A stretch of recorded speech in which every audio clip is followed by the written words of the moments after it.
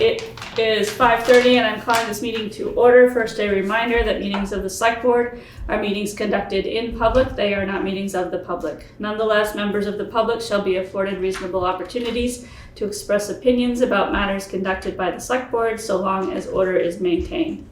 The rules for public comment are, at the conclusion of a Select Board discussion on an agenda item, but before any action is taken, there may be 10 minutes afforded to public comment. Comments made by the public must be addressed to the chair or to the Select Board as a whole, and not to any individual members of the Select Board or members of the public. Members of the public must be acknowledged by the chair before speaking. If a member of the public has already spoken on a topic, they shall not be recognized again until others have first been given the opportunity to comment. Order and decorum shall be maintained throughout the meeting. Personal, impertinent, threatening, or profane remarks will not be tolerated.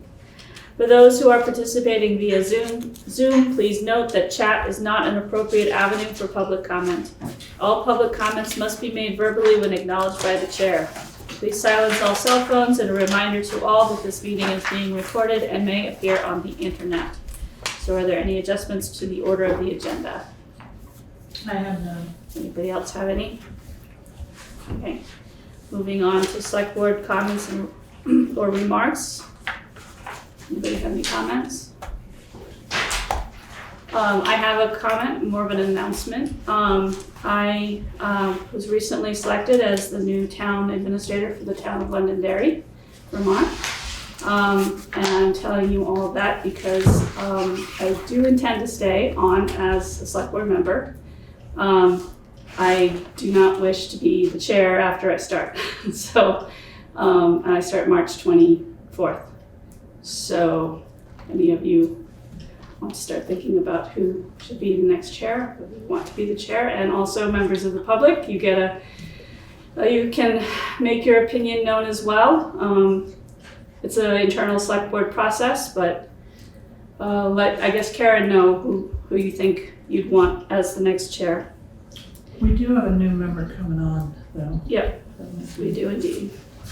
We don't usually throw the new members into the fire. Well, if they're experienced, why not? Okay.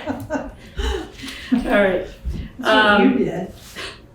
I gave it a year. All right, anybody else have any other comments? Okay. Next up is the approval of minutes for February 5th, 2025. Make a motion to approve the minutes, February 5th, 2025. Second. It's been moved and seconded to approve the minutes of February 5th, 2025. Anybody have any changes, questions, deletions, additions?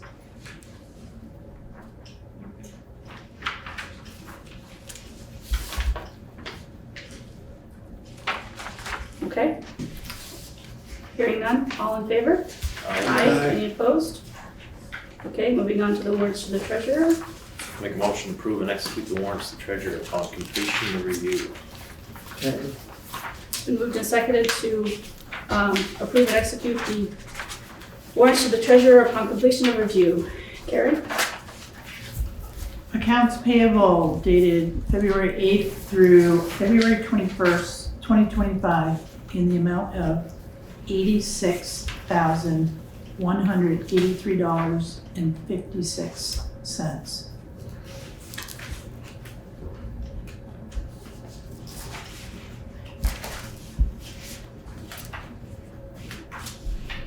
Any questions?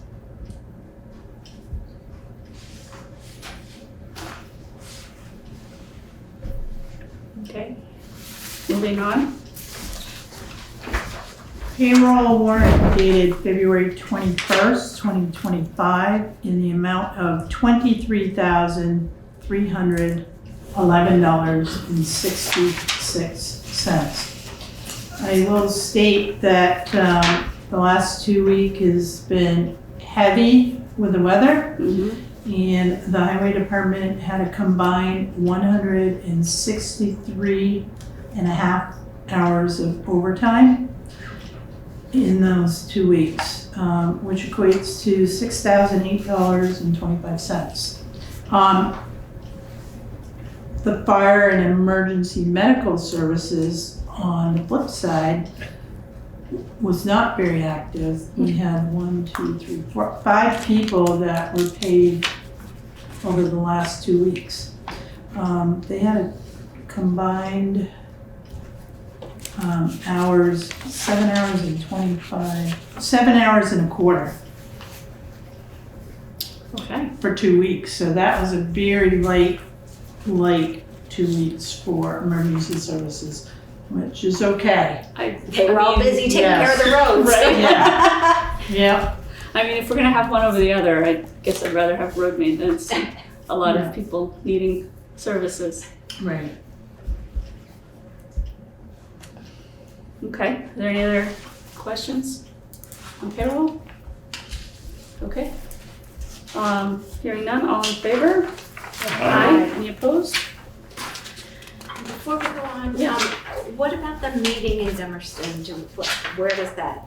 The meeting on the 12th? We don't have those minutes. Those would be through Dummerston, right? Right. I didn't take any minutes. I probably should have. They recorded it. I kind of assumed that they were taking the minutes. We should follow up on that one. Yeah, there's Okay. an agenda item about the joint Okay, meeting, so we great. can talk about it Okay. then. Okay. Okay, we'll just follow up about the minutes though.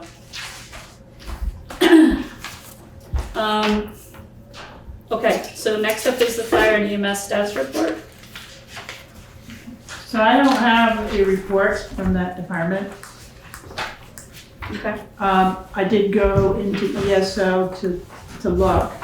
So the last report was up through January 7th.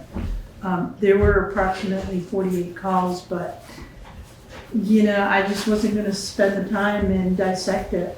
So, I can say with the weather that, most of those folks have full-time jobs and they're busy. And, perhaps next month I'll have a report, but Fair enough. Okay. thank you. I guess then moving on to the town manager report. Oh, yeah. Oh, yeah. That's me. Yes, What it did I is. do with that? All right, so it's fairly long, folks, so we're gonna start with the highway department. I just stated that they had extensive overtime for the past 2 weeks. This was a tough one. These back-to-back storms, the one on Sunday was brutal. As you can tell, the sidewalks are not plowed. The sidewalk machine went down. So there's a snow blower attachment, and there's a plow that goes on it. So the snow blower attachment needed parts. Parts came in yesterday. They went up this morning to get them. They put it back together. Hopefully by tomorrow, sidewalks can get cleared. But it's gonna be really tough for that little sidewalk machine. That machine is a 2013. We paid approximately $101,000 for that machine. I'm talking with Lenny Howard, our road superintendent, and we're gonna have to put that on the capital plan.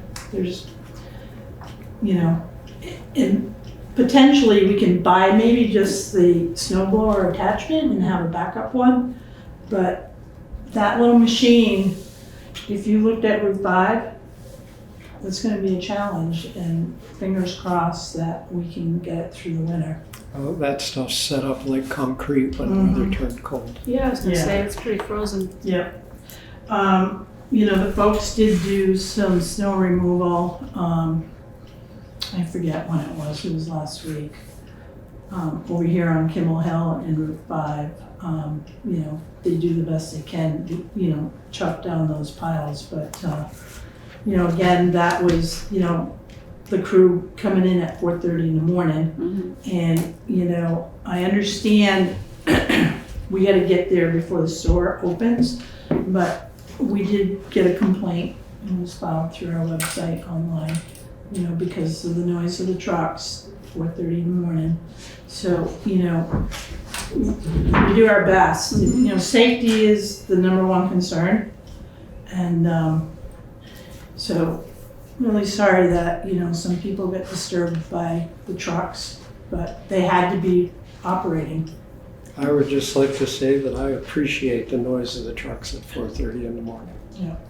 So, but I just wanted to add that as well. So, I just wanted to say too, I appreciate the piles by the general store are not what they have been in the past. And Yeah. I really, really appreciate that Yeah. accessibility across that crosswalk there. Yeah. Yay. yeah, so we're working, the best they can. Yeah. Yeah, I know this Yeah. last storm we're still working on. Yeah. But in general, over this season, I don't know what, it's just been different than it has been in the past. Yeah. So. Oh, you got a new guy at the helm, maybe.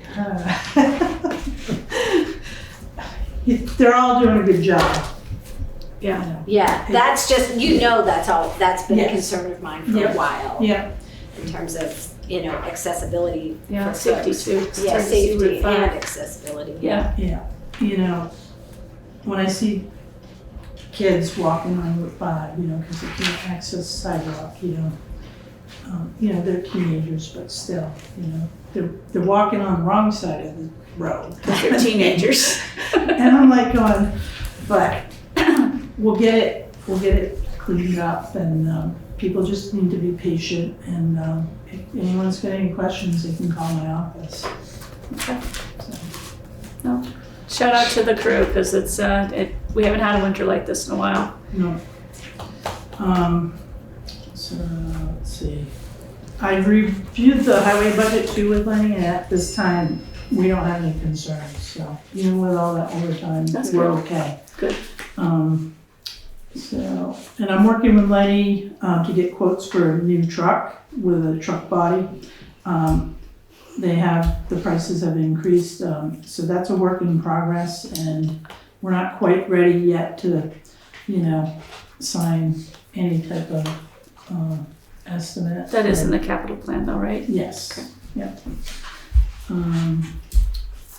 So the other thing too is we did have a truck that was down, had to go up to ATG in Westminster. So that's gonna need some work, and that's the 2018 Western Star. That one's not due for replacement until fiscal year 27. So not the next budget, but the following budget. Okay. So, these trucks have increased in price. We're getting 10 years out of them, but your trade-in's gonna be lower. So, when I sit down with Lenny, we're gonna be looking at a different strategy, I think. So, I don't wanna hear anybody say anything about electric trucks, cause those are like $500,000. What was the work that needed to be done? The springs are gone in it, and then there's some hydraulic hoses that they can't really get to. They're gonna have to have it for a few days. It's like, So it's just general maintenance. yeah, yeah. It's almost 10 years old, but, not gonna live there. So that's that for mowing requests for proposals will be going back out soon. Working on a proposal for the utility appraisal evaluation, so I have to craft that, folks, so it's not, the appraisal evaluation is not gonna be done by April 1st, just not gonna happen. And then I gotta find money to do the work. I think I mentioned this before, but do we have any money left over in the reappraisal fund? We do, So. but we have appeals going on too right now, so. That's true. I guess we can use it for that too. Okay. Yeah, but I'll take a look at it. But I'm just letting the board know that that work's not gonna be completed by April 1st. Can't do everything. No, thank you for your understanding. I met with Ashley Lunch. She is with Qualified Ventures, and she's able to assist the town with USD loans for the wastewater treatment plant, and also loans and funding for the water source. So looking for a secondary well and having a complete water source assessment management plan done. So we know what we have, we know the age, we know we can, plan for capital expenses. So the wastewater treatment plant too, by the way, she said, what we're gonna do is put out for a request for qualifications, for engineering qualifications. We choose a firm and then they give us a price. If we don't like it, we can go to the next person. But wastewater treatment, so we're gonna update our wastewater treatment asset management plan and look at, the system. But she says by the time we get to construction, it'll probably be like a 5-year process. So this is a long-term project. And I think with the water source, that'll be quicker. But we're gonna be looking for a secondary source.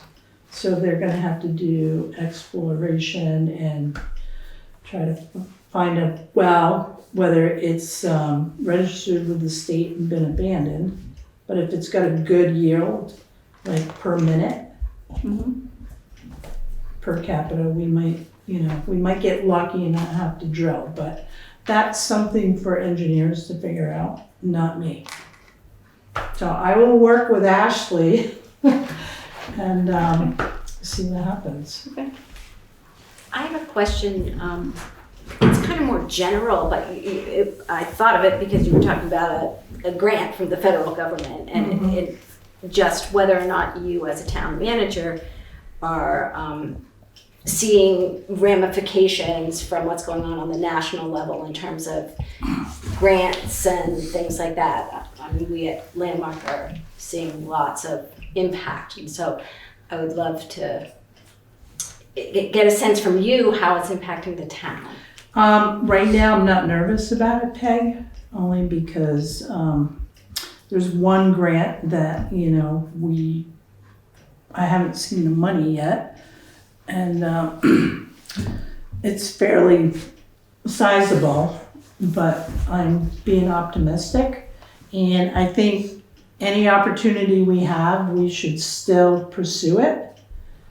And I've been watching, and some things are being signed and then they're being reversed. So right now, I'm just staying calm. And we're just gonna keep moving forward.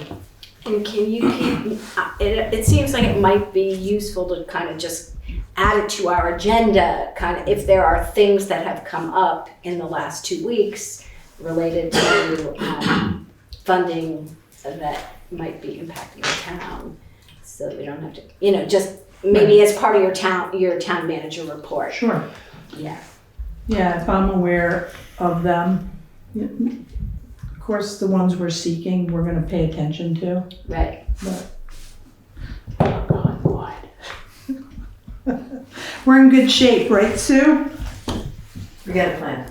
We do have a plan. Good. Yeah, we're very optimistic. Because, renovation of town hall too, there's money, but I try not to watch the news. It just seems like maybe just like keep, if It it's does. important for us to kind of keep tabs on where this has the potential to impact what's happening on the town level. There are potential ramifications for us, but specifically like FEMA funding. We may want to come up with a way to insulate the town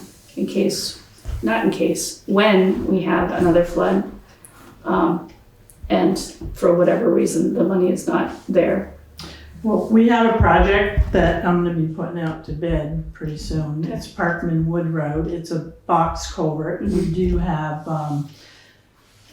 FEMA money through the state.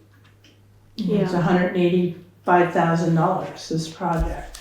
And Well, that one ultimately- makes me a little nervous because I'm like, It ultimately comes back, the FEMA money through the state is being funneled through the federal government. Right, So yes. if that faucet gets turned off, the state won't be able to pay for it either. I'm just saying that we should maybe come up with some think outside the box a little bit on funding, especially for things that we don't expect, like floods. Right.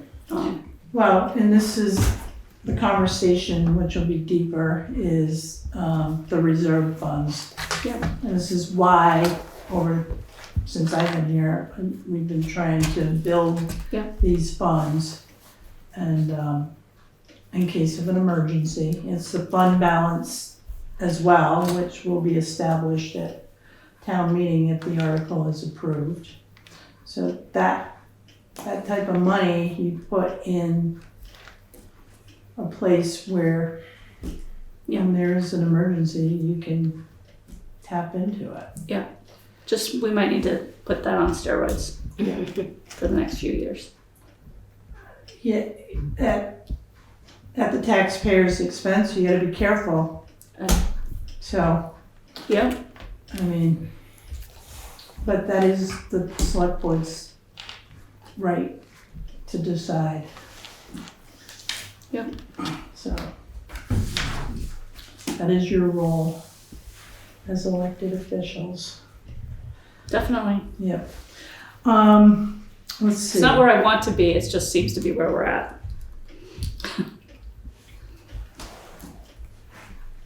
Yeah, moving on. So the zoning bylaw modernization is moving forward. I'm in meetings with Pip and Mike McConnell from Wyndham Regional Commission and Sue Copley. So that's gonna be starting up fiercely. Sue does have a report on that. Financial supplement is in progress. Kim and I are working hard to have that available on Sunday. Saturday or Sunday? Saturday. Saturday. Did I say Sunday? You did say Sunday. Sorry. I have another meeting Sunday too, so Okay. I'm like, yeah, that's about it Okay. on that. But I do have a report on Renew Town Hall. So we've had 2 meetings since the last report, January 24th and February 14th. We do have some grant funding for the windows, and we're gonna include the front doors in that as well. We just obtained $20,000 grant from Vermont Division of Historic Preservation to help with the Paul Broom grant, so it's about $100,000. And so we just need to get the scope of work to the folks that have the Paul Broom grant, so we can obtain that money in our hands.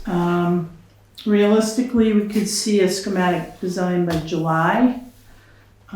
We're still working out some of the floor plan. And I think we're in a good position right now with the architect, and we're about 1 week behind schedule, which isn't too bad.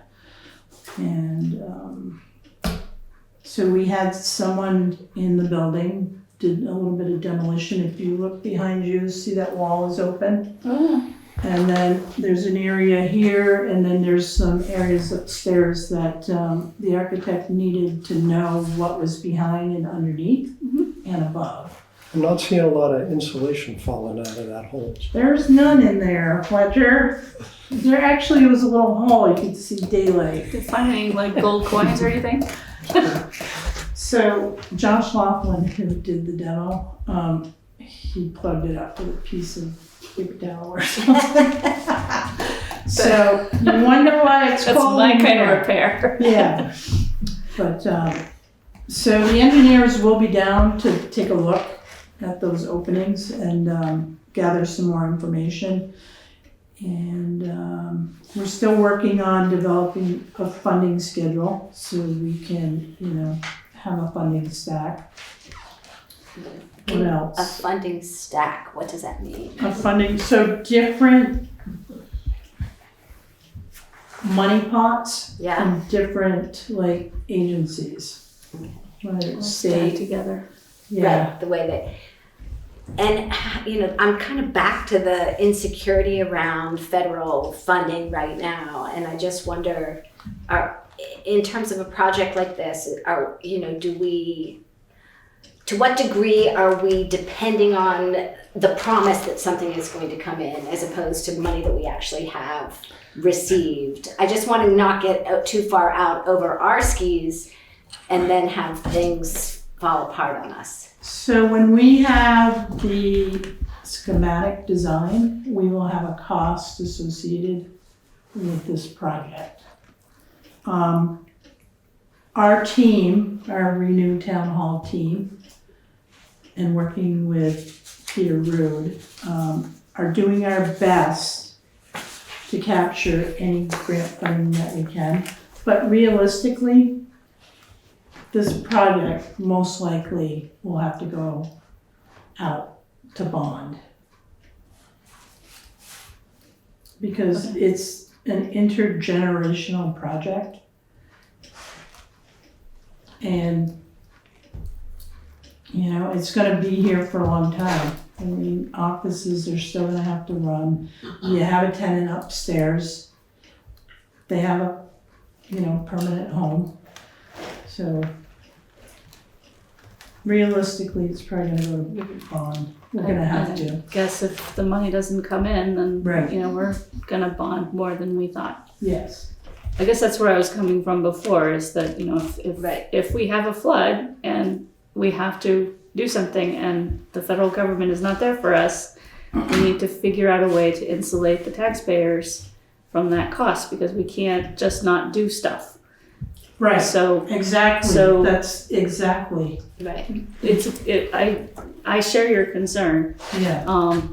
And I think that we just, in Just general, wanna we need have to a think, plan. we need to to the degree that we can. right, we need to start thinking about how to insulate the town Right. in case of things like that.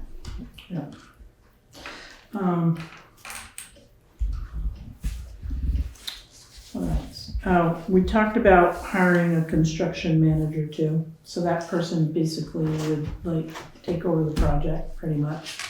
And they'd be the conduit between our team and, the architects, and make sure everything is done step by step, which that's gonna cost money too. But I will keep you apprised of, what is going on. We're not quite ready there. We're not quite there yet. We really wanted to have some sort of presentation for the select board tonight and for the public at town meeting, but we're not prepared to do that. Okay. So our next meeting is Friday the 28th, our team meeting. Okay. That's all I have. Okay. Select board have any other comments about town manager's report? Anybody online? Anybody in the room? Okay, then, moving on to boards, committees, and commissions. The first one is the Equity and Inclusion Advisory Committee, which the first of which is the request to fly the Pan-African flag. Who's Swift? Is that? You could make that. Hi, sure. Yeah, we mentioned at the last meeting, and after reading our Black History Month statement, and we're a little late, but wanting to, and we already own the flag, or the town already owns the flag, wanting to request flying it for the rest of February. Okay. Yeah, so we wanted to put it on a meeting so that it was properly warned. Does anybody want to make a motion? I move that we fly the Pan-African flag for the remainder of February. Okay, is there a second? Second. All right, it's been moved and seconded to fly the Pan-African flag for the remainder of February. Is there further discussion among the board? Is there any comments in the room? Go ahead. I just wanted to know where we're flying it. Well, that's a good point. We usually fly them at Town Hall and the Fire Department, right? Correct. I'm gonna make a friendly amendment. Yes, yeah. So it's been moved and seconded. Who seconded it? Fletcher. We're good with that. So it's been moved and seconded to fly the Pan-African flag at the Town Hall and at the fire station for the remainder of February. Okay. Are there any comments in the room? Are there any Okay, comments online? Oh, sorry. Go ahead, Swift. Where are they? And I can probably do it tomorrow if that's helpful. They are here at Town Hall. I can give Eric the one for the fire department, Sure, we can put that up. and then we'll put the one up here at Town Hall. Okay, great. So you don't need extra hands. You're good. No, we're good. Okay. Thank you. Thank you. All right, are there any other comments? All right, then hearing none, all in favor? Aye. Any opposed? Okay. So the next piece is promoting the town declaration of inclusion statement. This was also from kind of a discussion from last meeting, right? Yes. So I'm sorry I didn't get this to you beforehand, but it's fairly simple steps of what I wanted to offer as a way of asking local businesses and organizations or promoting or sharing the Declaration of Inclusion. So I'll just read what I briefly wrote in bullet points because I don't have a script really, but the bullet points that we would hit in sharing this action with local businesses and organizations. So this is our invitation to Putney organizations and businesses to include a formal declaration of inclusion in their bylaws, publicity, website, or signage. So it'll be about 5 steps. First, we would share the history and the meaning of the town's Declaration of Inclusion and Declaration of Inclusions in general. We would share a copy of the town's Declaration of Inclusion, and then we would have a simple invitation to them to create their own Declaration of Inclusion using Putney as a template or their own. And then unclear on a timeline, but following up on the process after a few weeks, maybe to see if they need any assistance or even just reminding them or asking them about if they had followed up, if that's something that they had said they were going to do. And then the last piece, I guess I'm curious about, but offering a sticker to display and or have their name included on a website or list on the website or a list of committed Putney businesses or organizations. Sort of making that publicizing some of that work that we're doing with our local organizations. So sharing the history, sharing our copy, invitation, follow-up, and then maybe some sort of publicity. What does the select board think of that idea?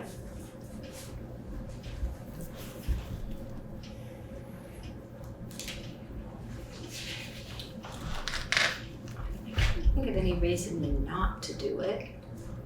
My only concern is that, and it's just in the way that it would be presented, is that since it's coming from the town to private businesses, that it come across as, a volunteer thing, as opposed to the town of Putney as requiring you to put the sticker on your door.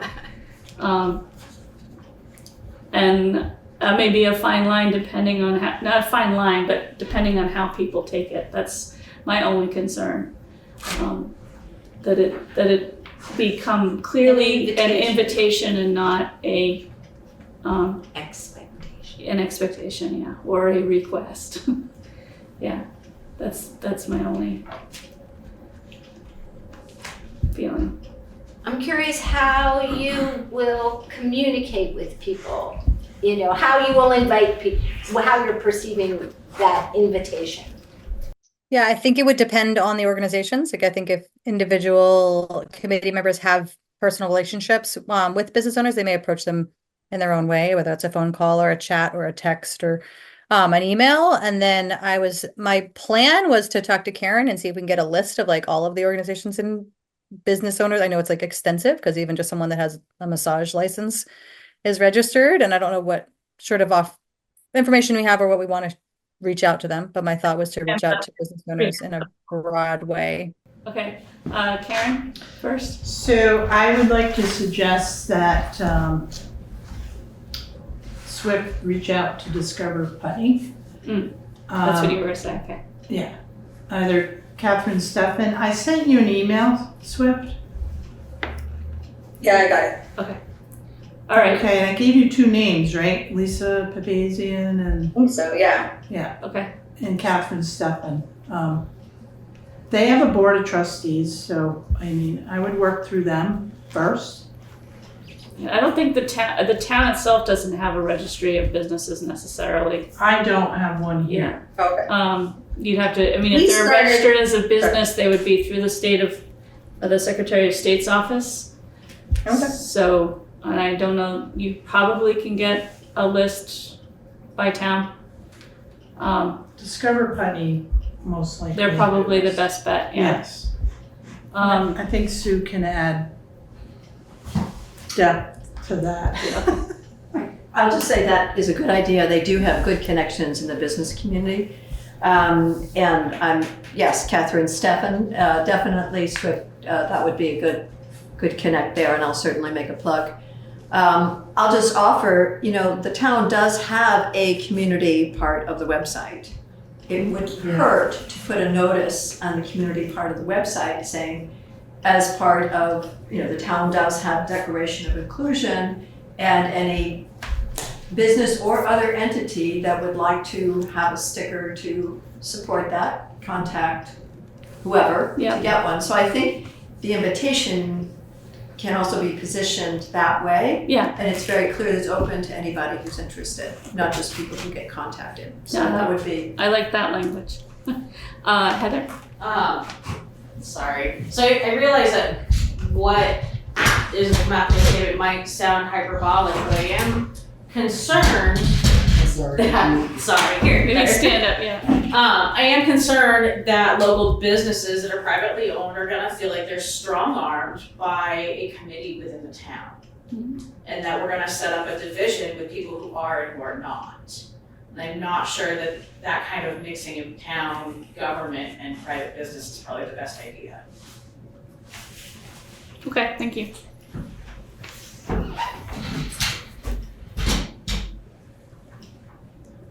Swift has her hand up. Oh, Swift, go ahead, sorry, didn't see you. You're good. I was just going to respond to what you said earlier, Eileen, about wanting to be very clear about it's an invitation and not any sort of coercion, or even recommendation. I think it's just a piece of sorry, long time coming. We signed onto this 2 years ago, but here's this resource that is a way of displaying your commitment to inclusion of all. And here's a draft of a template. We'd invite you to use it. And if you do, and you'd like a sticker, here you can have a sticker to put on your business or on your website, a little logo or something, but that it's definitely an invitation, that it's not meant to be exclusionary to those that are not interested. Okay. What's the rest of this? Is it in general, we're in favor with the caveat that it's an invitation, not a recommendation? Yeah. Okay. In that vein, I'm sort of rolling over in my head the idea of posting it on the town website. Like not doing that? Yeah, Yeah. I'm sort of feeling like that creates who's in and who's out kind of, and that we as a town, the officials of the town don't want to be giving out gold stars to particular businesses. Right. So I'm a little uncomfortable with that. I guess I am too. I'm completely in favor of businesses having declarations of inclusion, but I don't want to be in the business of, as you say, singling people out.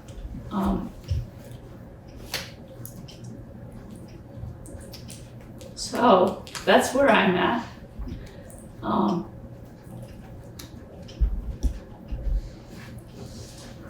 So how would that translate then?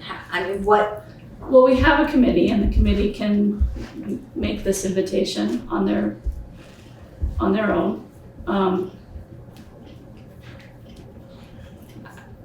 I'm not sure I feel comfortable posting it, especially not names of businesses that are, that have done it versus No, but those the that- but invitation, the invitation that itself. it feels to me like exactly what we would want to be doing Mhm. is posting information on the website about the Declaration of Inclusion and What else is And- on? encouraging and providing resources for how other people might use it, other organizations might use it.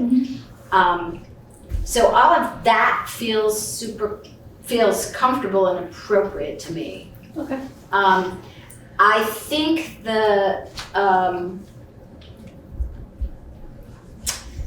maybe to get away from the giving the gold star thing, like that, instead of having the committee be giving out the sticker.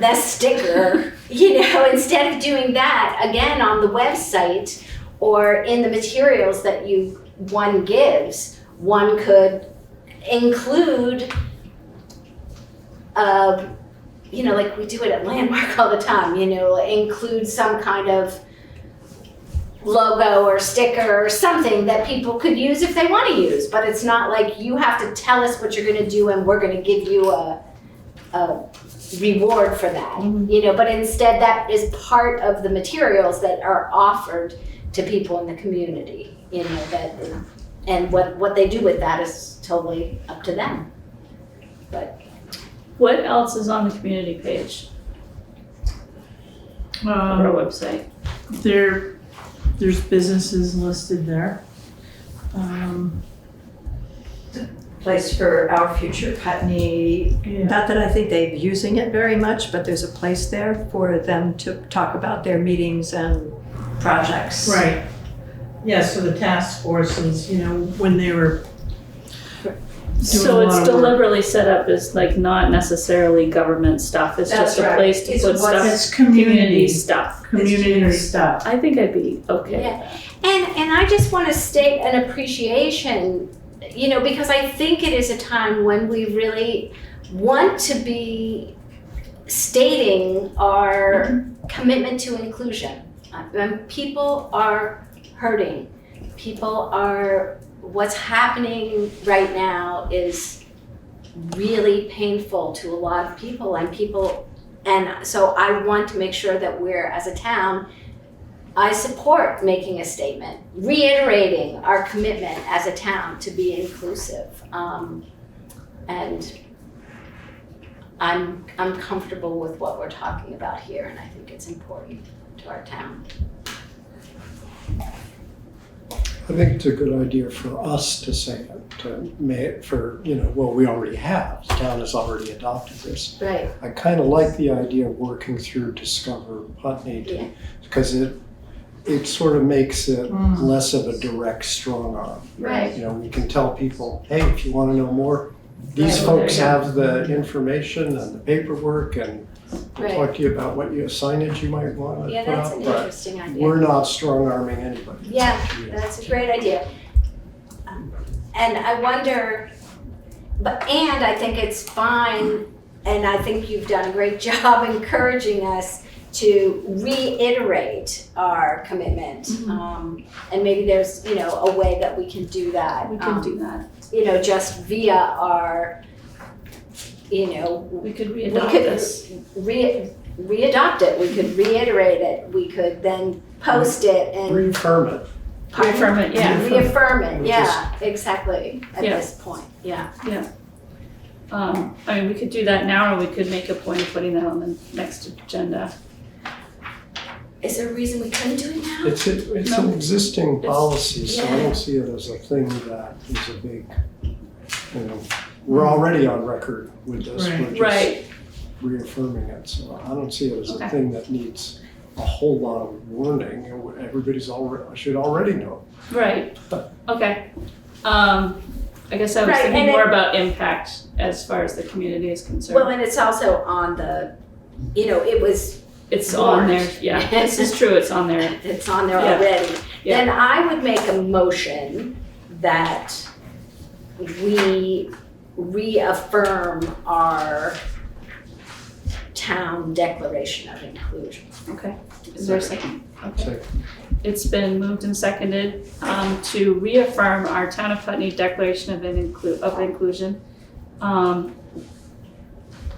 Once we do that, I think one of us should read it. But is there more discussion on the board? Swift has her hand up. Swift? Oh, you're muted. This is going back a bit, so I can wait until this is complete and we wrap the other conversation up. Or I can share now. I do feel like they're two different things, that They are, yeah. reaffirming this is not the same. It doesn't take away from the conversation we still need to have about what to do about the Declaration of Inclusion going out more. Come back to me. Okay, we'll come back to you. Okay, so it's been moved and seconded to reaffirm the Town of Putney Declaration of Inclusion. That's what we're talking about right now. Are there comments in the room about that particular motion? Are there comments online? Okay, all in favor? Aye. Anybody opposed? Who would like to read it? Want to read it? Sure. Okay. Town of Putney Declaration of Inclusion.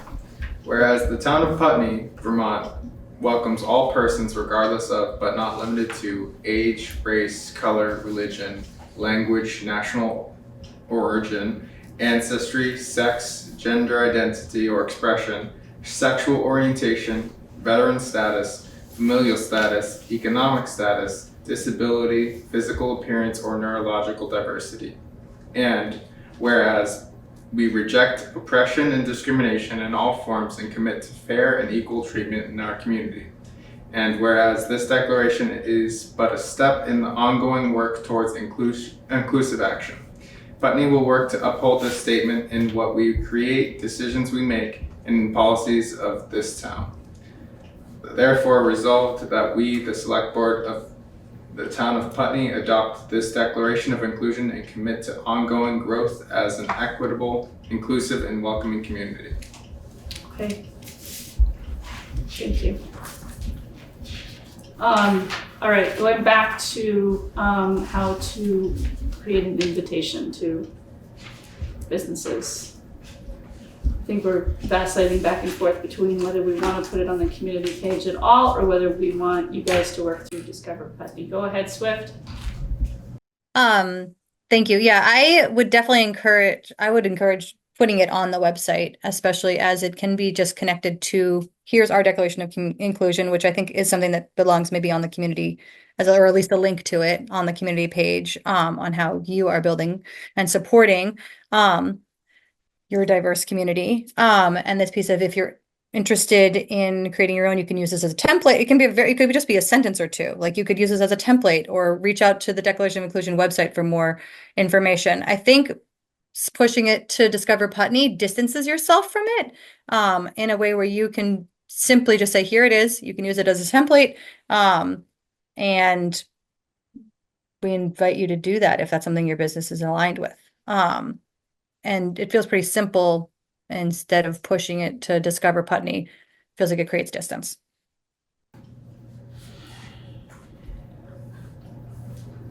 Okay. Who's gonna write this up for the community page? Swift is. Okay. I can do that. I will do that. And then I would want the board to review it. Yeah, for sure. Okay. Well, I think it also would be really easy, since we just reaffirmed the Declaration of Inclusion, for there to be a post on the website that says Putney, on the town website, that Putney Town, the Select Board has reaffirmed this commitment. So that doesn't need to be on the community page. It can be front and center as a post on our news item on our Right. Yes. On a news bulletin. Yes, I would put it there. Yeah. Yeah. Yeah. And then maybe even just have a link there if people want more information to the Declaration of Inclusion, and put a link there where they can get more information. And I don't think it's inappropriate for you all to reach out to Discover Putney. I think it's a good thing to do, and it does create some distance between us and the businesses, and that's exactly what we're trying to do here, is get some distance there. Swift? You know, I wasn't talking about creating distance between you and the businesses. I understand that relationship and the hesitancy there, but the piece of the separation, the distance between yourself and the commitment to the declaration and how you are committed to the spreading of this sort of work, whether that's financial business piece is not what you're attached, well, not what the commitment's about, but the piece of being close and committed in proximity to inclusion. The other question I had there was, how long do news, like things stay on the website with that? How long does that legacy of that post stay? That's on a the good website? question. That's a question for Rachel. I think they stay there until a new one comes up. Right. Is there an archive or? Rachel, can you answer that question? Yeah, they stay up for as long as we want. Mhm. You can set an expiration date and it can be pretty far out as far as I can tell. And then do they become like archived? You can still get to them, or No, they're Okay. just as long as that thing is an active news link. Okay. But the that resolution or declaration of inclusion is posted on the select board, of course, under page under resolutions, and it's also I just added a nice big link to the Equity Inclusion Advisory Committee page, Town of Putney Declaration of Inclusion. So it's an extra spot to find it, if that helps. Yeah. Probably we can't see it right now, but I'm sure you did a great job. Why am I the only one who didn't sign? I know, we're there. Where was I that Do we day? want to have this redone so that the current select board would be signing it? I think that's probably a good idea. Yeah, I can just put, Change the dates and put the new- reaffirm this date Yeah, and then new select and then we board. can post. Yeah, Then we can post this one. sure. Um, I don't know if Rachel can do that right now or not. I don't know. I mean, well, some of us anyway are coming on Saturday, so. we can True, I'll bring it Saturday. Just sign it then, and then Yes, for yes. now, we have it already linked, but I think it would be good to Yeah. have a new copy. Switch, go ahead. I was just going to share that if there isn't a way, if news posts are not archived someplace and then it just was done for a period of time and then disappeared, I don't think that would serve the goal that you're trying to meet of making this declaration of inclusion as a template for others to use if they're so called to do. It would sort of defeat the purpose of it just being like a 1 month, 2 month call to action and then not having it historically on the website. Okay, I think the inclusion itself would be on the website. It'd just be the news piece that we recently reaffirmed it would eventually disappear in favor of the next new shiny news item. But this in particular is more about the select board reaffirming this at this point in time, as opposed to the ongoing work that obviously still, is ongoing and never stops. It wouldn't disappear with the news piece disappearing. It would still be there. It's just another way of making it, front and center on the website for a period of time, like a Facebook post or something else. But there would still be a link to it. Right. Would there always be something in the website with an invitation that if someone wanted to use, like with the language that I'm supposedly writing, of an invitation to use it as a template to use with your own organization? Yeah, I feel like that's a different subject. I feel like these are two separate subjects. This Okay, is the select board. definitely. This is select board's reaffirming this declaration of inclusion to say that we still believe this. And that piece is an ongoing piece that you are working on as a committee, which would go in a different place. If it went on the website, it would go in a different place. Okay, so I'm still drafting something that is a very simple task of invitation to use as a template, ... And that will be someplace that will always be on the website somewhere. Okay, cool. Okay. Okay. Oh. Are there more comments on this? Can we move on? Okay. Next up is the Planning Commission status report. which is Sue, who still doesn't have a podium.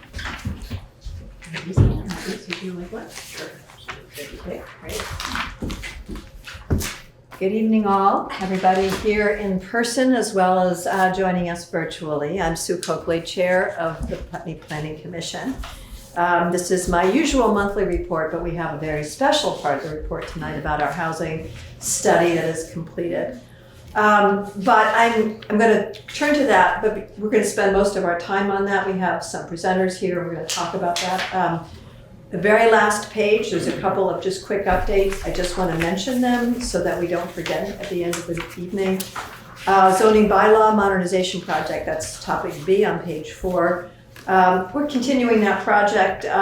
We have re-engaged the advisory committee. We've talked about issues that we plan to address. We've gone over a schedule. We have scheduled our first community meeting to talk about the zoning bylaw update and to do an exercise around that. It will be April 10th. Landmark College has graciously offered to host us there at the Student Center, really wonderful space that's accessible for everybody, close to the parking lot. And even we'll provide coffee and tea. How about that? But that's April 10th at 6:30. It may already be on the town website. I gave information to Rachel. So we're moving that forward, and with the completion of the housing project, that is now full steam ahead. To your question, Chairman Shute, about federal funding, we do have a request currently before VTrans for the Transportation Alternatives funding for the pedestrian walkway.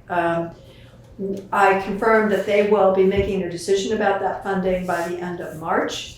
I have no idea if anything's up in the air about that, but I did get confirmation just a couple weeks ago that that is when they plan to award funds. So we'll get there, we'll find out if the money is still available. We hope it is. When they award these grants, do they give you the money right away, or do they just promise it to you? I believe it is a reimbursement. It is. Okay, Yeah. so that's the So kicker. it comes out of our account and then. Yeah, so that's the kicker, because It can be. that's where everybody's getting tripped Well, up. we'll all pay attention to that when it comes. I mean, I think your points about keeping our eyes wide open, keeping our options open is exactly right. But that's the status. We'll learn more at the end of March. Okay. And in my April report, I'll be able to hopefully report We that won't we look did for get problems until they are problems. That's Thank right. you. Okay. We have our eyes wide open, Okay. and we are having all kinds of plans and thoughts about Okay. how to address it. All So, if that award would be made, it would be about $92,800 towards that sidewalk project. And I just, my very last point, and I'm just going to say it again, it feels really urgent now, is we need planning commissioners. We're down to 3 out of 5. That gives us a very lean team. We've had one meeting that we could not hold as a full meeting, make any decisions. We did make informational meetings. We did not have a quorum. I'm speaking to everybody about it. I do plan to present information and have a table at the town meeting, and glad to have a few people, but we have important work to do, and I know that you've been trying, but I'm telling everybody here that it's really important to have more commissioners. We have 2 vacancies, so. At town meeting, can we, from the dais, speak about the need for this as opposed to just having to tabling? Absolutely. Yeah. Day by day. That would be wonderful. I'll be there if you want me to support anything, and I'll have. Let's talk, when we meet on Saturday, and we're talking to Meg about the town meeting, let's get, whether it's you or you or me or anybody, let's make that announcement from the floor, Yeah, and I have FAQs that I've created about being on the planning commission, so information will be available. I'd like to put it back on the website. It was on there, but it's off. So if we could put that back on the website, that would be great. Just to help support that conversation. Yeah. So, okay, that was I just wanted to make sure I visited those things before we got into the main hot topic this evening. And I just want to say that I felt like this about 14 months ago when the town plan was done and you all presented for approval. I am very excited today to present to you the Housing Needs Assessment and Action Plan for approval, as well as a recommended strategy action plan that the Planning Commission has created. At the end of this, I'm going to present to you, I created the motions that I gave to you in the draft. I created a resolution to make it neater versus 4 long motions, and I can hand that to you. And in fact, a former select board member mentioned to me that it might be a good idea to give it to you and point it out to you right now. But you already had it in my memo. Just what I did is I'll give you I'll go over it. What I added was what we did with approval from the select board, and that it references the town plan, and that we did all the things we said we would do, and we had public engagement, and then we asked you to approve it. I'll go over it with you. It just seemed more tidy and appropriate to give it a little entree to what this is all about. So this is the draft, and I have it all printed out for signing as well, okay, without the draft. Thank you. And I will also note, and I'll pass these out a little bit later, we have a letter of support from the Winter Regional Commission for the work that we did. So thank you. So that's what we're about to talk about. I have here, so what we're doing is going to be presenting the actual report itself. There's the full report is it's very long. It's 193 pages, I think, or 97 or something like that. Right there. There you go. One copy is good enough. It's really meant for online viewing, and it was designed for that. Robert O'Brien, who's been the lead consultant from Camoin Associates, is prepared to just give a shorter presentation. You have the short presentation with you about it. I will then talk about the Planning Commission's strategies and also about next steps to implement this. And I will certainly want to just thank everybody who has participated. I want to right now thank Bert Tepper for one, because he's about to leave. He came here earlier, but he was one of the members of the advisory committee and contributed very significantly to the discussion and the result that we have. I have thanks to many people. And also recognize my colleague Bannister here, who was stalwart companion to doing this whole project, but I'll come to that at the very end. So I'd like to what we're going to do is present it. We would like your adoption of both as support for its implementation, a convening of community and town leaders to talk about how we're going to put it together, VCRD convening. You approved one a year ago. It was actually February 7th. And that hasn't been picked up yet. This is a perfect time, and they're ready to assist us, and that's great. So we'll be talking about that. I would then like to hand this over to Robert O'Brien from Camoin. Welcome, Robert. And he does have slides. I don't know if you would like to share your screen to show this, Robert? I would if I could get permission to share my slides. How do I do that, Brian? Are you gonna send a request for permission, Robert? I think. There you go. Just say aloud. There you go. All right. Nice. Thank you. Great. I'm going to thank you. And this is Robert O'Brien, who has been our lead advisor through this project. He had a whole team at Camoin, but thank you, Robert. Nice. Okay, wait. Robert, before you get going, I was at the library when you did this presentation earlier. I'm glad to be watching it again. But last time we had some issues with your sharing of your screen. I had heard that after the fact, and so I hope I don't have a split screen this time. Great. And Only call me out. I do. Okay, great. Only because it was too small for me to read, so I'm psyched to see it this time. Yeah. Is this a split screen, or are you seeing more or less of a full screen of a slide? It's mostly, we haven't seen anything yet. Oh. Except you. Okay. Oh, that's looking better. And Karen, can you take the participation list down, because Or, yeah, make I it think smaller. that will help. You can just, There we go. there we go. Okay, Perfect. that's pretty good. Excellent. All right. Well, thank you, Chair Shute, members of the Select Board. Very much appreciate you hosting us this evening. I'm Robert O'Brien from Camoin Associates, as Sue introduced me earlier. I'm very pleased to present to you an overview of the full housing needs assessment and action plan that we conducted for and with the town of Putney. I will stay at a high level, but I'm happy to get into more detail if anyone has questions as we proceed or immediately afterward. So the first thing I want to acknowledge is that there was a tremendous amount of participation in this process, which has been going on for almost 7 months. And we just want to take a moment to acknowledge visually all of the people who participated in the momentum of moving this housing study forward. In those 197 pages or thereabouts, I just want to tell you what you would find so you might know what contents are in the full report. I've divided this into 2 parts. On the left, you'll see an executive summary, which has summaries of all the various findings and conclusions from our study.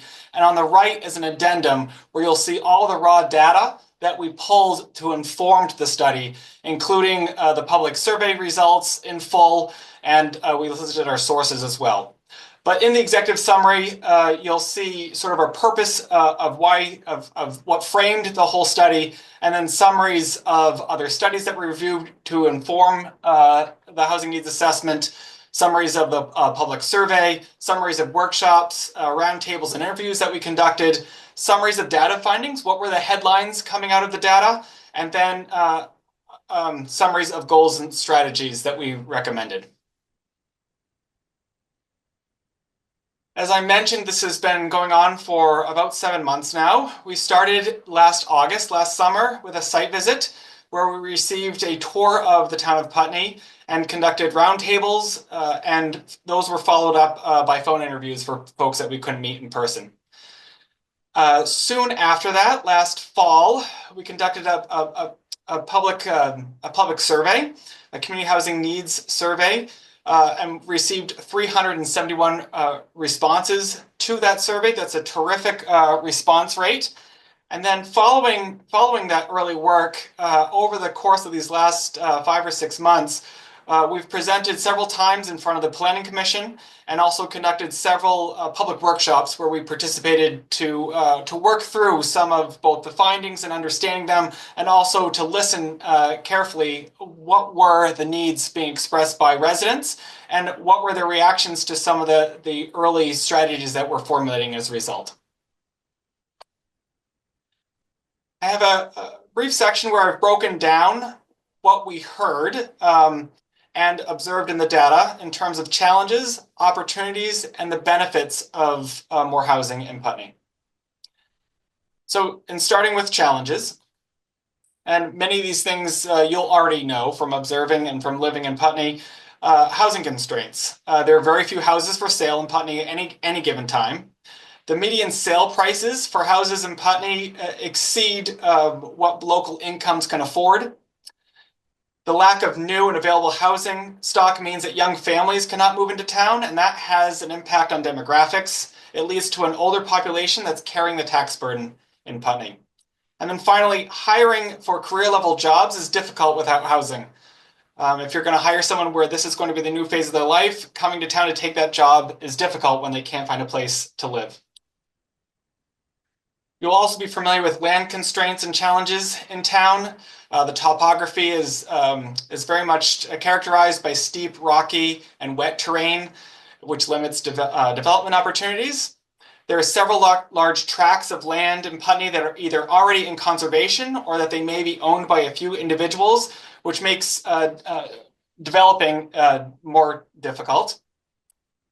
You'll be familiar with the public sewer and water networks are limited to the village footprint, and that the water table for drilling wells is inconsistent in different parts of town. We're familiar that wells is sort of a catch-as-catch-can in certain places in Putney. And then for rental challenges, we went online multiple times in the last several months just trying to find advertised apartments in Putney. And I would say probably 5 times out of 6 found 0 advertised apartments. We understand that rentals in Putney are typically done by word of mouth or through local networks. And so it's very difficult for an outsider to access those apartments, or for analysts like us to even be able to characterize what prevailing rents are.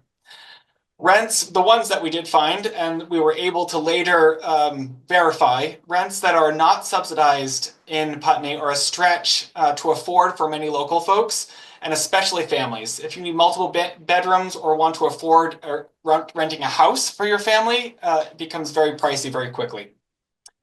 We did hear repeated complaints about unaddressed maintenance issues.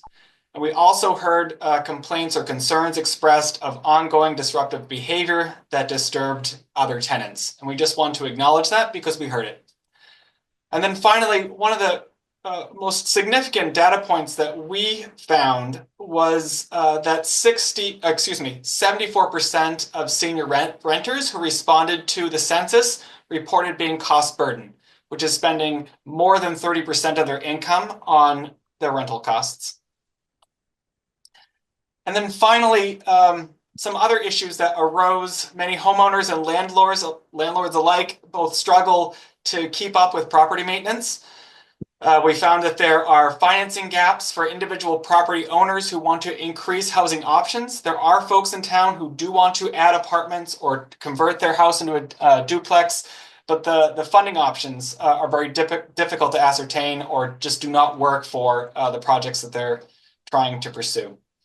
And then finally, Putney will need to be more direct about meeting its weatherization goals, that they're not on track right now to meet them. So we're encouraging you to recommit. Moving into some more positive space, opportunities for housing in Putney. What we did hear is of how special a place Putney is. Putney enjoys a high morale for its community and for its community assets. Putney has a proven track record of public engagement and collaboration, and that's actually well known in the region about Putney. Putney is fortunate to have a high level of skilled volunteerism, which is a wonderful asset. And then finally, Putney citizens continue to participate at the regional level as well. They show up and interact with regional efforts. As far as market opportunities in town, there is such high demand for all dwelling types, means that virtually any housing project that you might embrace or pursue in the future would likely be successful. You're not going to overbuild in the short term of any housing type because there's so much demand. That means there's low risk for pursuing housing.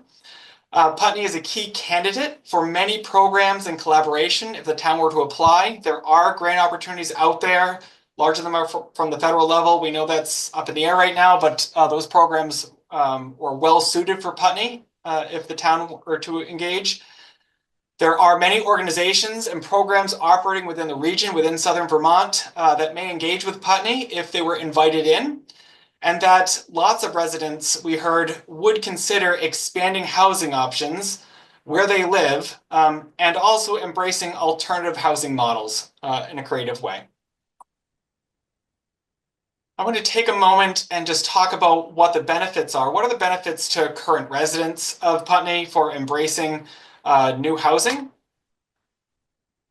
The first is to help with tax burden. If you bring in new residents, new property owners, and do not have to increase municipal services, that shares the tax burden in town, and we know that's a serious issue for many folks. It increases the hiring pool for local Putney businesses, and it can also increase the business and service diversity in town. If you increase the number of customers, you might be able to garner a new dentist. You might be able to garner a pizza shop, any number of new businesses in town because of the increased customer foot traffic that you're bringing to town.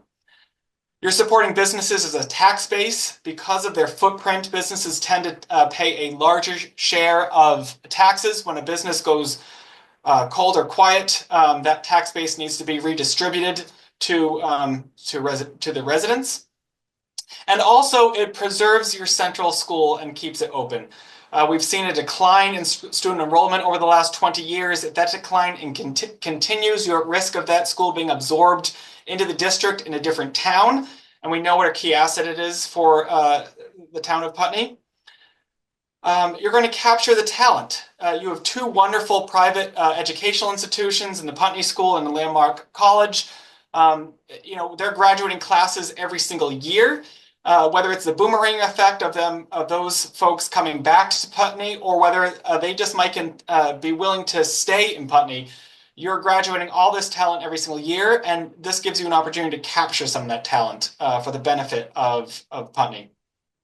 It balances the gentrification effect. Gentrification is a benefit to town where they're bringing investments and new ideas and energies, but you also want to provide for folks who are living in town in the area to be able to have an opening, an entree into the market. Adding more housing allows for mobility. It allows current renters to move to houses. It allows seniors to downsize to an appropriate sized dwelling. And then finally, it provides opportunity for those folks who grew up here from the area to settle in their hometown. And so they're not sort of displaced by the housing market.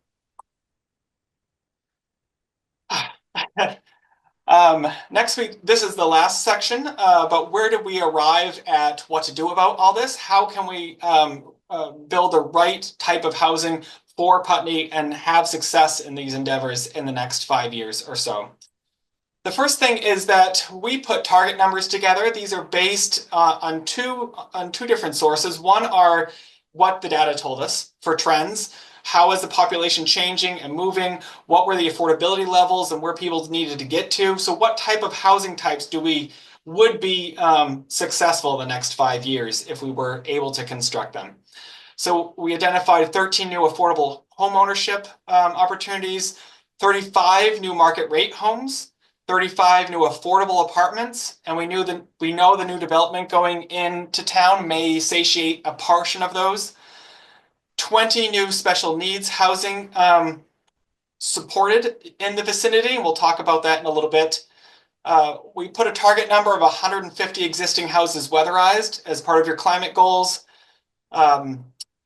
We sought a need for 27 existing homes to be renovated from distressed condition to make them livable and viable for the future. And then 8 new emergency shelter beds, which I'll also talk about in more detail in just a few slides. We've grouped our strategies into 3 themes or goals. The first is to grow new housing opportunities. The second is to renew and expand existing housing. And the third is to strengthen community capacities for housing solutions. So the first goal is to grow new housing opportunities. We have 4 strategies we're recommending. And in addition to that, you saw that the Planning Commission has recommended action plans. Those are 1-page plans. They break these down into details of how they'll be executed. But I'll just talk at a high level of what the purpose of each one of these strategies is. So the first one is a comprehensive village plan, which would identify buildable sites. You know that the water and sewer network is under the footprint of the village.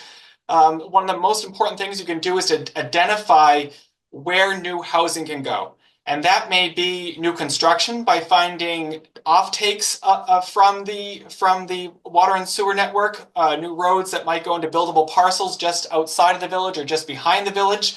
It can also identify additional capacity in the village where someone might have a double lot. They might have an oversized house that they'd be interested in converting into a duplex. They might be interested in building an ADU or even adding apartments to their property.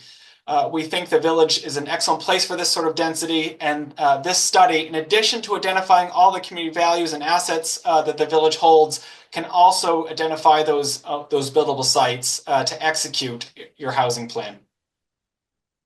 We are calling out specifically a strategy to expand senior housing options. I mentioned that data point just a while ago about 74% of senior renters in Putney being cost burdened.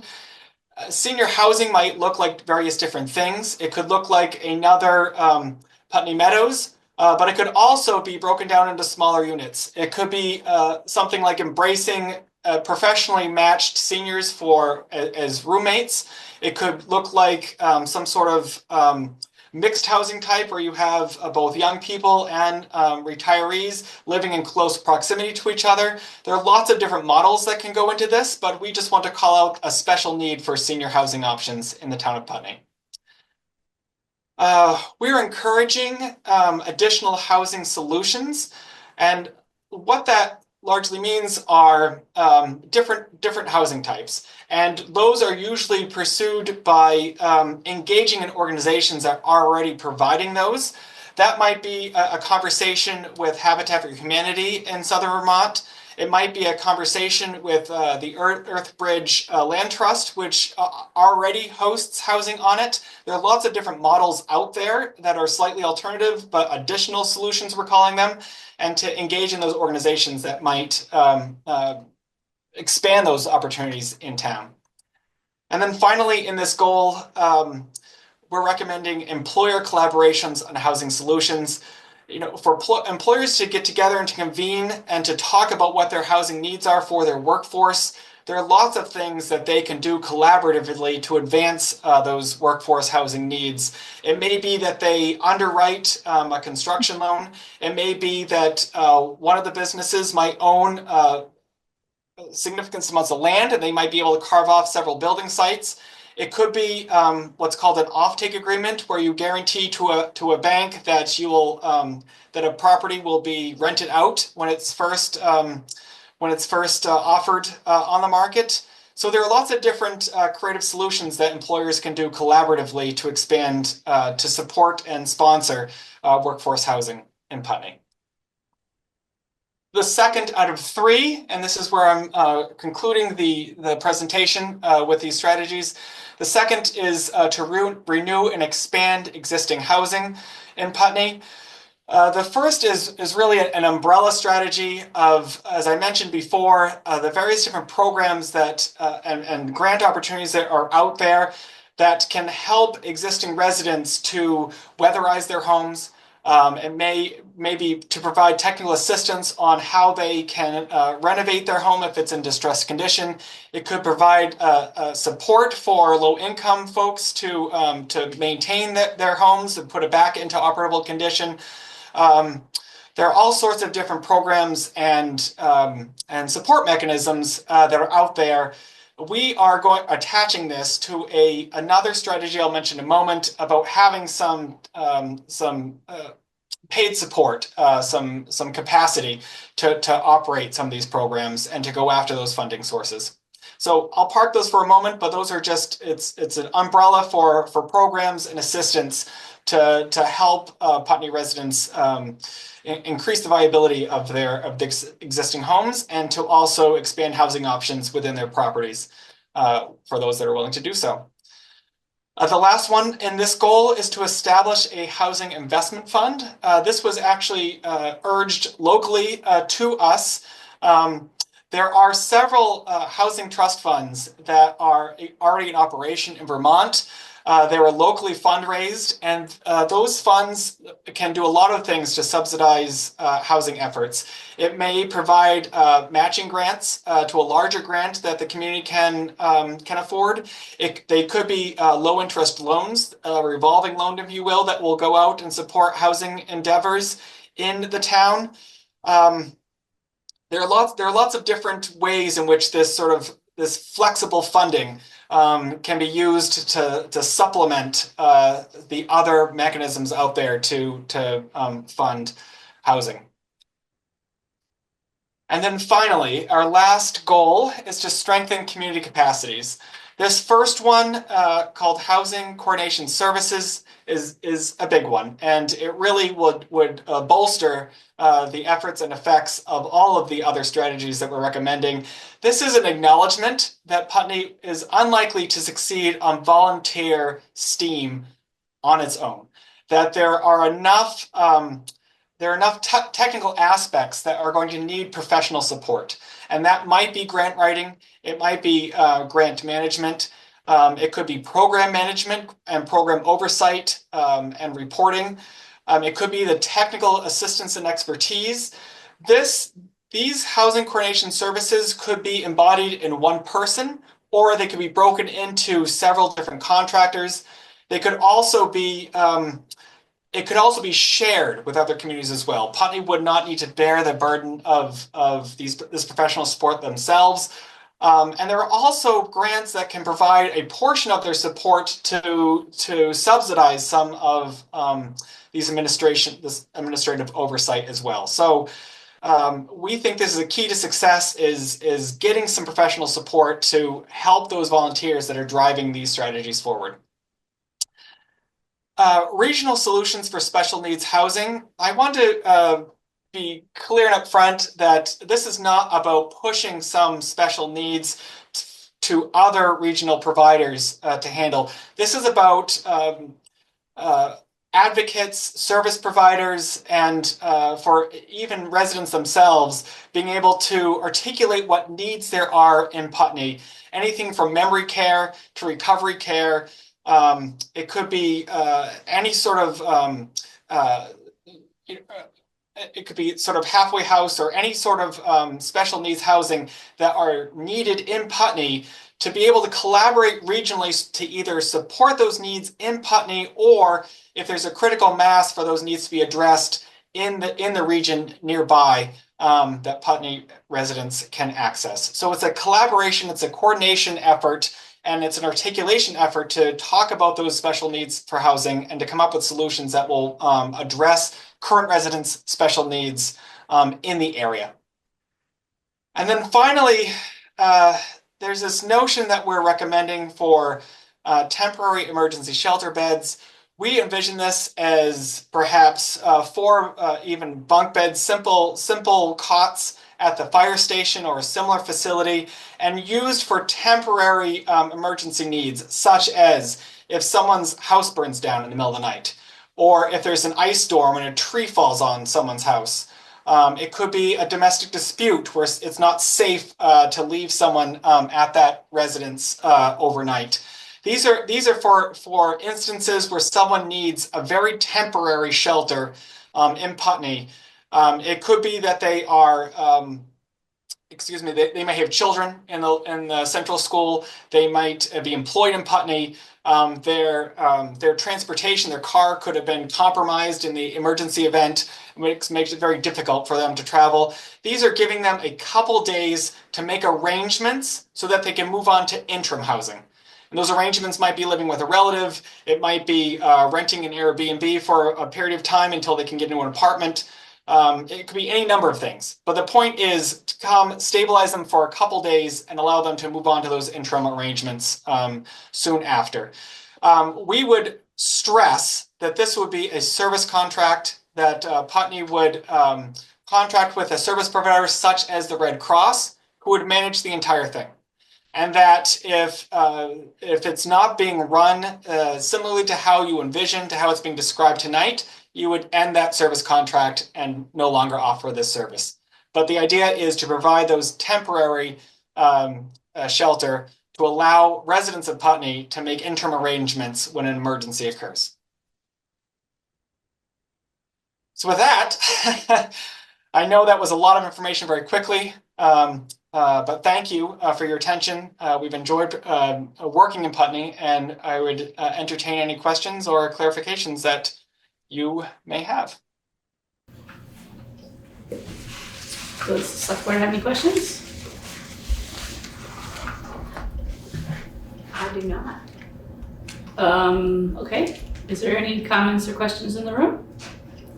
Comments online is Elizabeth. Yes.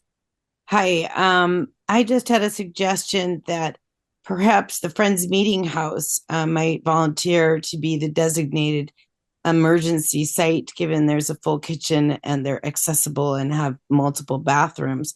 Because that could happen pretty quickly if they would make that available.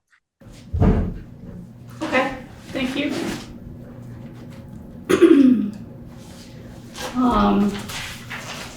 Any other questions? Elizabeth, do you have your hand up again? Yes, I just had one last thing, and I thank Sue Coakley in advance and Camon Associates. We've had a really excellent time looking at everything in the community and sites, and many great collaborations and ideas have manifested. And I don't know the process for putting together this community development fund, but it seems to, really be coming up over and over again as an effective tool to assist many additional housing opportunities and repairs to have direct impact locally in the community. And I know we're worried about federal funds. So maybe this I would consider this almost to be urgent. I myself have wanted to build a duplex at a very reasonable price and do the shared equity model, but we're looking at over 7% interest. It's really difficult, and we're in the second stages with the VIII funds, and yet the numbers it's almost impossible to make them work even with those VIII funds. So we're in urgent need of more accessible housing. And I'm hopeful that we can really put this community development fund at the forefront and not table it. And I'm grateful for the opportunity to speak. And I attended all the meetings I possibly could. And I think, Robert, that your team really got what our community needs out of these multiple integrated and collaborative meetings. And thank you. Okay, thank you. No, you're Sue, not Karen.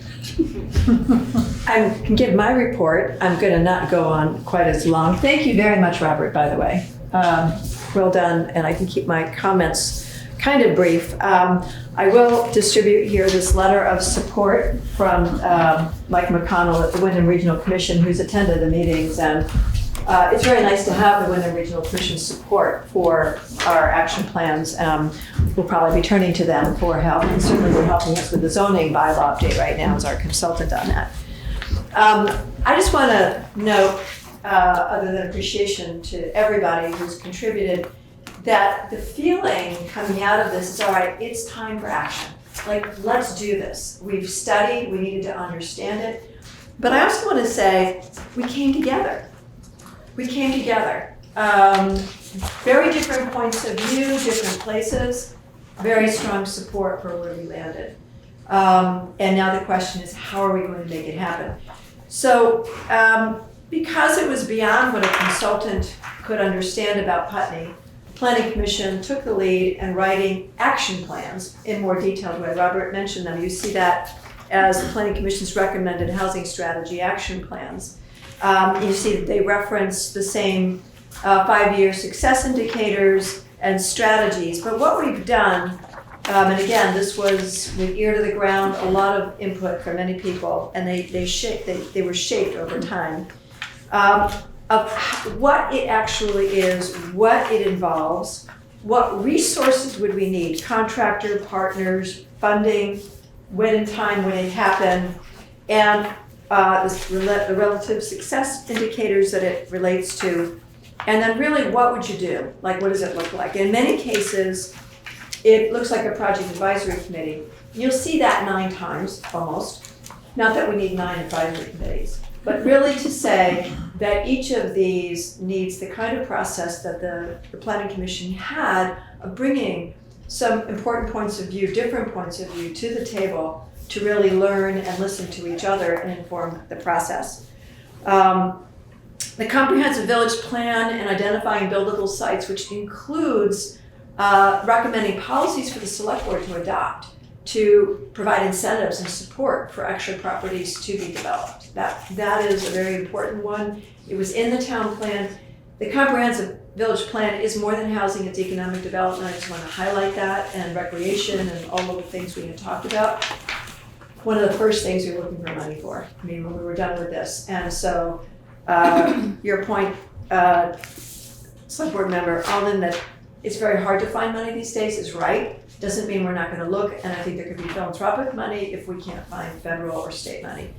But that's really a top thing to help set the stage for a lot of the new housing opportunities in particular. I wanted to just highlight on the employer collaborations on housing solutions. This came out of discussions with employers. The large educational institutions felt the need, this is a big problem for them, as it is for Putney Central School, as it is for the town, to hire and retain staff and talent. And there was an interest in getting together to talk about this. This may begin on its own fairly quickly, but it's really important for the town to support that. I think a big addition to this out of the conversation was, what do we do about our existing homes? I would say the greatest good and the greatest opportunity is working in our existing homes right now. There's some good work being done by the Our Future Putney Housing Solutions Task Force, focused on ADUs and other infill development. That and other initiatives really need support, and there's grant funding that could provide the housing coordinator services and help us plan to have a home improvement fund. I talked at my last report that we might be looking for an environmental justice grant from Environmental Justice New England. That is EPA money that was allocated. They have it. They're still going forward. Yes. Okay. I think there were some smart cookies there figuring out how to make sure this could happen.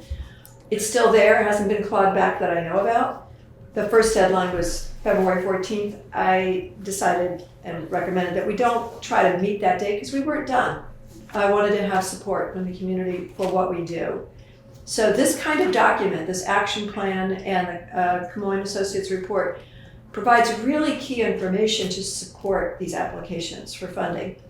And I think that will be a very next thing. But I would just point out the home repair and additions, it's also expansions, really is probably our biggest near-term play. And the housing coordination services, as well as the fund, financing and other financial resources to support this will be really key. And I think the environmental justice grant, in addition to looking for money for the comprehensive village plan, will be key. But before we jump forward to do that, we need to figure out how we're going to work together. This is really a collaborative effort, town and community. This framework reflects that input. It gives us a unified plan to work from. So I'm like, yay, that's a really important place to start from. But a year ago, you did approve a VCRD convening to bring people together. It's trust building, but it's also around like a real plan for doing it. So before there's a step out to apply for money, I think we need to talk about what's going to be in here, who it's going to be in, and how is that shared? How do we do outreach to the community? All those things have to be talked about up front so that we can create a framework that we step out together in the different ways. So you will see then the motion, or I know I put it into a resolution because it just seemed more tidy. The resolution that you have in front of you, again, just talks about how the town plan set the framework for doing this study and the recommendations, and it responds to them very well. It also talks about the money that we receive from both the town's ARPA funding and the state municipal planning grant. It talks about the contract that was approved by the select board to do this work and the project advisory committee, which was a new process and I think worked really well to engage the public and provide points of view and to educate people about it. Also it notes that the plan responds to the town plan directives that are noted above and gives a pathway forward for them. At the Planning Commission meeting, our last meeting with the project committee and Camoin Associates on the 10th of February, the Planning Commission adopted both the Camoin report as well as its own action plan as really important guidance to move things forward. That's referenced here. And that we agreed then with the support of the committee and all the participants to ask the town to do the following, and this is what I put in my chair report to you before, so this is a second viewing of it. To adopt Camoin Associates Housing Needs Assessment Action Plan is complete and suitable to inform town and community efforts to address the identified housing needs. That will help us go seek funding because we see it as supported for that and engage resources. To adopt the Planning Commission's Housing Strategy Action Plan to guide the town and community collaboration to implement Camoin Associates recommendations. And also to direct the planning commission to assist the action plan or to at least to do that as requested by the town manager select board, which is to say we're ready to do the comprehensive village plan, to lead that and things like that. Okay, these are super important, and so therefore I need you to talk slower. Slower, thank you. I'm aware that we've been here for a while. I know, And but I these 4 appreciate points that you're asking me to I slow want to down. know, Thank you. what we're resolving to do. Yes. I So- understand one. Go, one is pretty clear. But And then the second one is the planning commission's action plan to implement the strategies, to adopt that for the purposes of supporting the community collaboration to implement the strategies as a framework to work together. And with that, to just direct the planning commission to respond to requests from the town to assist. Because arguably our job is done with this study, except there are more things to be done. So we stand ready to be directed by the town manager and the select board to do more. So it's saying it's done, but there's more work to do and we're ready to help as asked. It also, number 3, this goes back to what you approved a year ago, February 7th, but in this case now it's in the context of having a plan to implement, for the town to host a VCRD facilitated convening town and community leaders to strengthen trust and relationships to work together to implement this housing strategy action plan, and to recommend to the select board ways in which these entities can work together and coordinate efforts to implement the housing strategies. We have a range of entities, right? We have a housing advisory committee, we have Our Future Putney Housing Solutions, we have the planning commission, we have Putney Community Cares. There's many different entities. How do we work together? So in this convening, we would talk about how we could work together and make a suggestion back to you about what that might look like. Because it's really important that we have the structure right, so we're not falling over each other or leaving anybody out. Lastly, to appreciate and thank all the folks who assisted this effort, whether it was the project advisory committee members, others like Elizabeth Warner, who was just mentioned. She wasn't formally a member of that committee, but there are a number of people who showed up and regularly contributed across the 7 months. I'm very grateful for that. But also the community meetings, the people who took the survey, the focus groups, the interviews. There were probably at least 100 people plus involved in this whole thing over the course of the project. And so that resulted in what I call a community supported recommendation. It was really a great moment on February 10th, and we all said, this is good. We all supported, everybody. Let's go do it. And they supported the VCRD facilitation to help us have a pathway to implement these things. So that's what the resolution really is to say you adopt it and support its implementation and thank the people who put it together. Okay, thank you. Does the select board have any questions or comments on, I guess, the resolution itself? Okay. It's a lot to digest. it's a lot to digest, and I think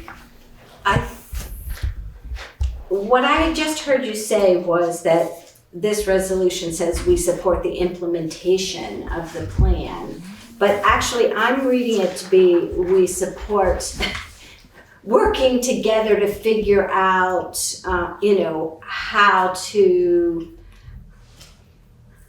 where to go next. But it doesn't tie us to saying that we are committing to implementing every aspect of this plan, Right. Yeah, So it's a good clarification, and I would just say the plan, as detailed as it is, the action plans, they're only one page for really big projects. Right? They need to be built out, but it was designed to provide enough clarity and specifics and broad enough for the collaboration to figure out how to land it. So when you go to write grants, for example, then you need to be even more specific about what it will look like. And that's where the collaboration, and involvement of the various players will be really important to work together. So it is to implement the strategies, but the way forward to implement the strategies is to be figured out. This is a good basis for it, but there's a lot of, as some would say, devil in the details, of how it's going to be done. And that's to be worked out through town and community collaboration, in my view. Okay. Yeah, I think as I'm looking here, it really, at number 2, that we're resolving to adopt the action plan to guide the town and community collaboration to implement the recommended housing strategies. Yeah.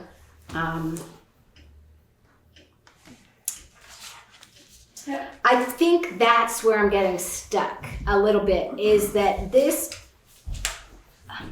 I think there's a difference between saying that we're ready to commit to implementing all the recommendations, or because that's what I'm seeing that this says. Do you see the word guide?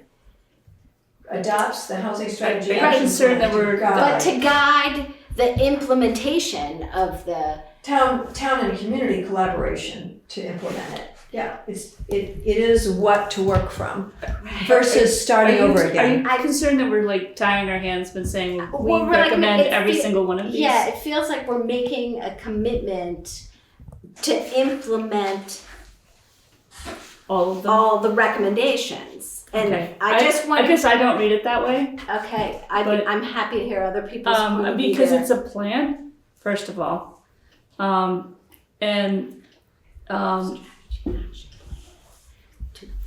to assist the action plan implementation is requested. So it's coming back to us and say, do we want to have a housing coordinator? Do we want to do X? Do we want to go forward with this piece? I mean, it's just at the end of the day, it is just a plan. So I guess I'm good with this wording. How about other people? You want some time to think it over? Well, it's just that one piece. Do you feel like we're committing to implementing the plan? Yes. As opposed to, I mean, I don't want it to come back to us to be like, but you said you were implementing the plan. So because we don't, I guess I'm just looking for some, just a little bit of a language tweak there that would make me feel like, I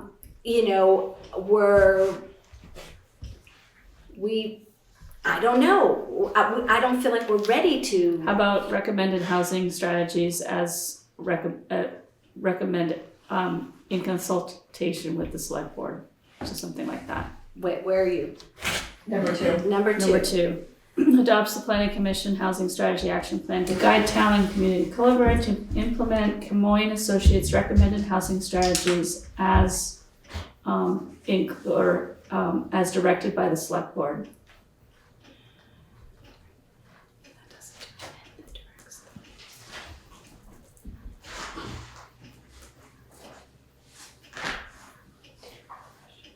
Just give me 1 second to,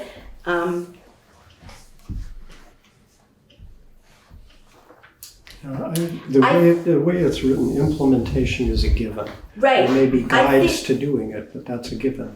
But I think we could say to guide community collaboration,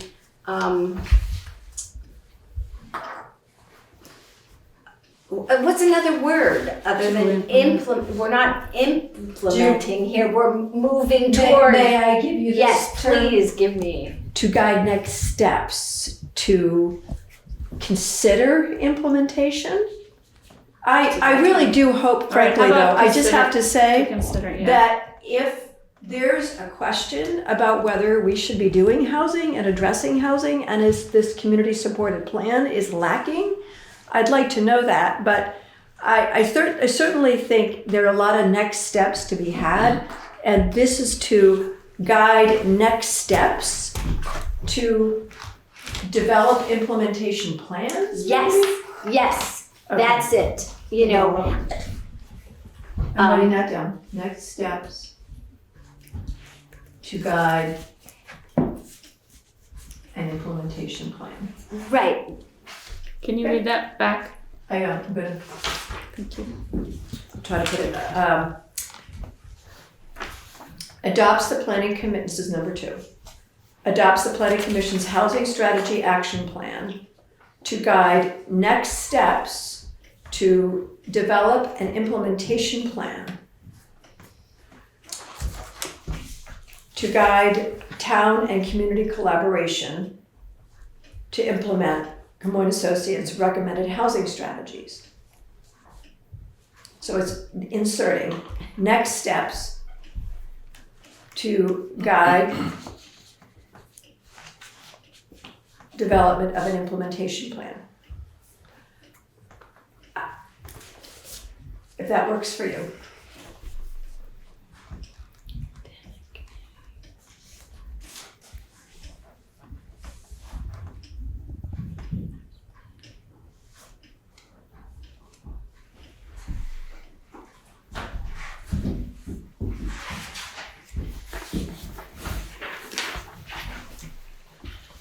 Put this on for the next meeting, give some time to I think about don't it. think we need to do that.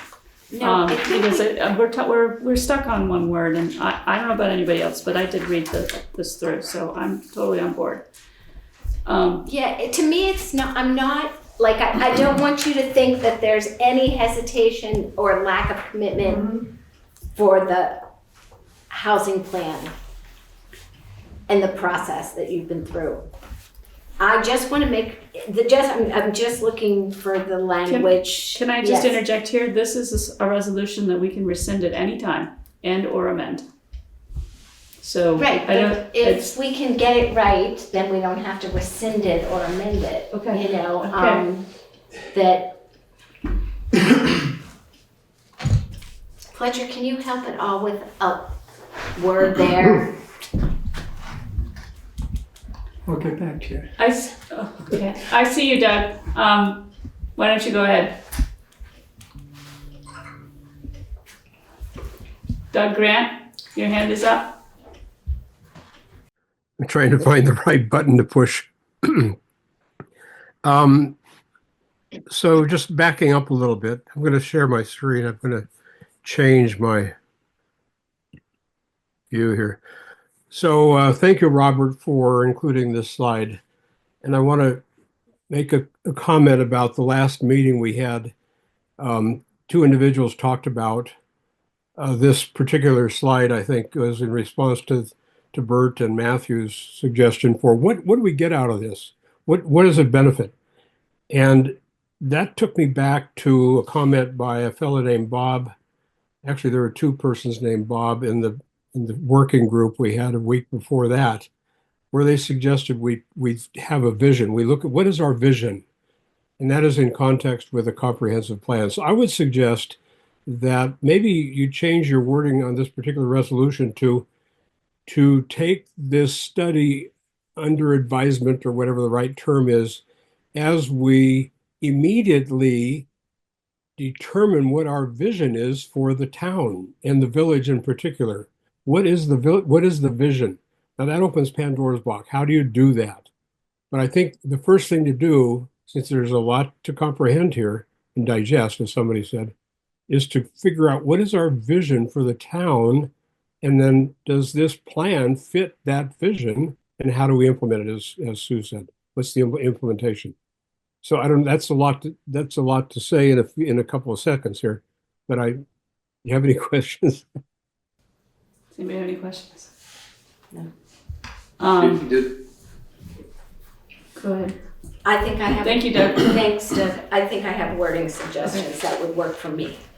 Instead, to guide town and community collaboration in addressing Camoin Associates' recommended housing strategies. Okay. It just, we're addressing them, we're considering them, but we're not. How about assisting? What? Assisting with instead of guiding. That gives you, that doesn't make you the. I mean, if we just did addressing instead of implementing. It's the implementing piece that Peg is worried about. That it ties our hands, I think. It doesn't, I don't feel any of it ties our hand. It's a Well, recommendation, but I don't want it to be, I don't want the community to feel like we've committed to something all that of we're these. not, we're not there yet. And implementation of these things assumes to me a certain commitment. And so just by saying addressing, I think would work for me. Okay, that works for me. Great.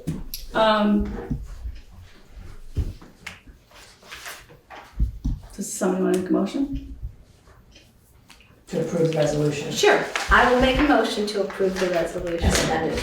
As amended, the Putney Housing Needs. Thank you. Yeah.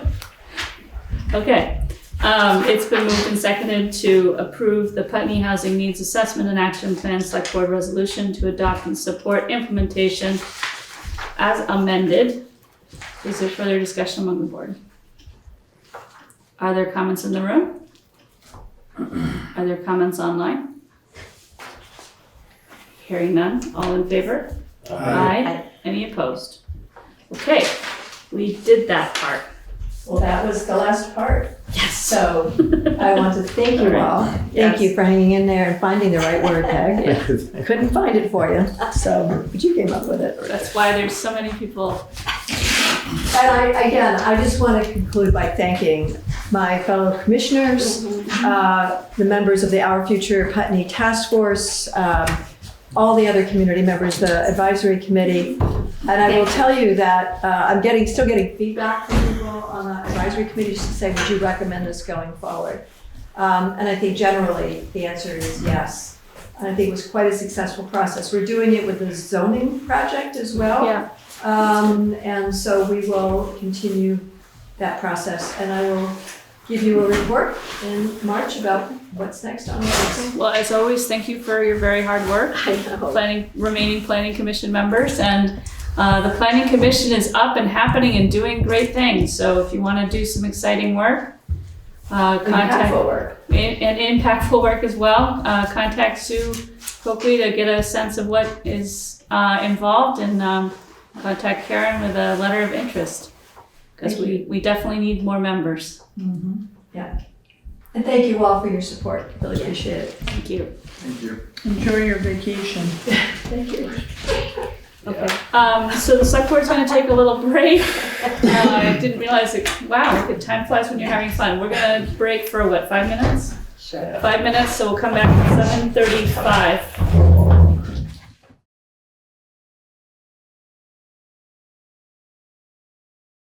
Okay, so it is 7:33 and we are coming back from a brief break. We are next on the Vermont Agency of Transportation Certificate of Highway Mileage, which is Karen. So in your packet is an agenda summary explaining what the certificate of mileage is. This is an annual renewal, and it is state funding that comes to the town to take care of our roads. Okay. And as you can see, we will receive approximately $140,379.94. Approximately. Approximately. It usually comes in 4 payments throughout the year. So, there are no changes, no additions, and we haven't closed any roads. So Or upgraded. the mileage, no change in the mileage. So highways. things don't change unless we throw up a new road or. Right. Yeah. Take down a road. take down a road. I guess throwing up a road is actually taking it down, but whatever. Okay, so any comments or questions on the select board? Any comments in the room? Any comments online about the highway mileage certificate? Okay, can I hear a motion to approve and endorse the 2025 certificate of highway mileage as presented? So moved. It's been moved and seconded to approve and endorse the 2025 certificate of highway mileage as presented. Any further discussion on the board? Okay, hearing none, all in favor? Aye. Any opposed? Okay. Next up is the joint meeting with Dummerston and Putney Selectboard status report. Yeah, I figured you just wanted to let people know what happened. yeah, just. Do I remember what happened? That we met with the Dummerston Select Board, and Lee Chamberlain and Lenny Howard was there. Yeah. To discuss the Carpenter Pit, which Right. our renewal is due. Right. And I think we decided we were gonna have to have another meeting because there was some changes, recommended changes Yeah. to the By the attorney. contract by the attorney, and there was, And the that was cost, it, right? Yeah. the cost of the gravel went up per cubic yard, but it does every year. We're still getting a really good savings by leasing the Carpenter Pit in Dummerston. And we've done that for the last 20 years jointly with the town of Dummerston. And I guess the other piece to that was that the sand in the Carpenter Pit was projected to run out within 5 years, was that right? More like Ish, 8 to 10. 8 to 10, okay. So that was part of the contract. But, you know, with a severe storm, you never know. Right. Right.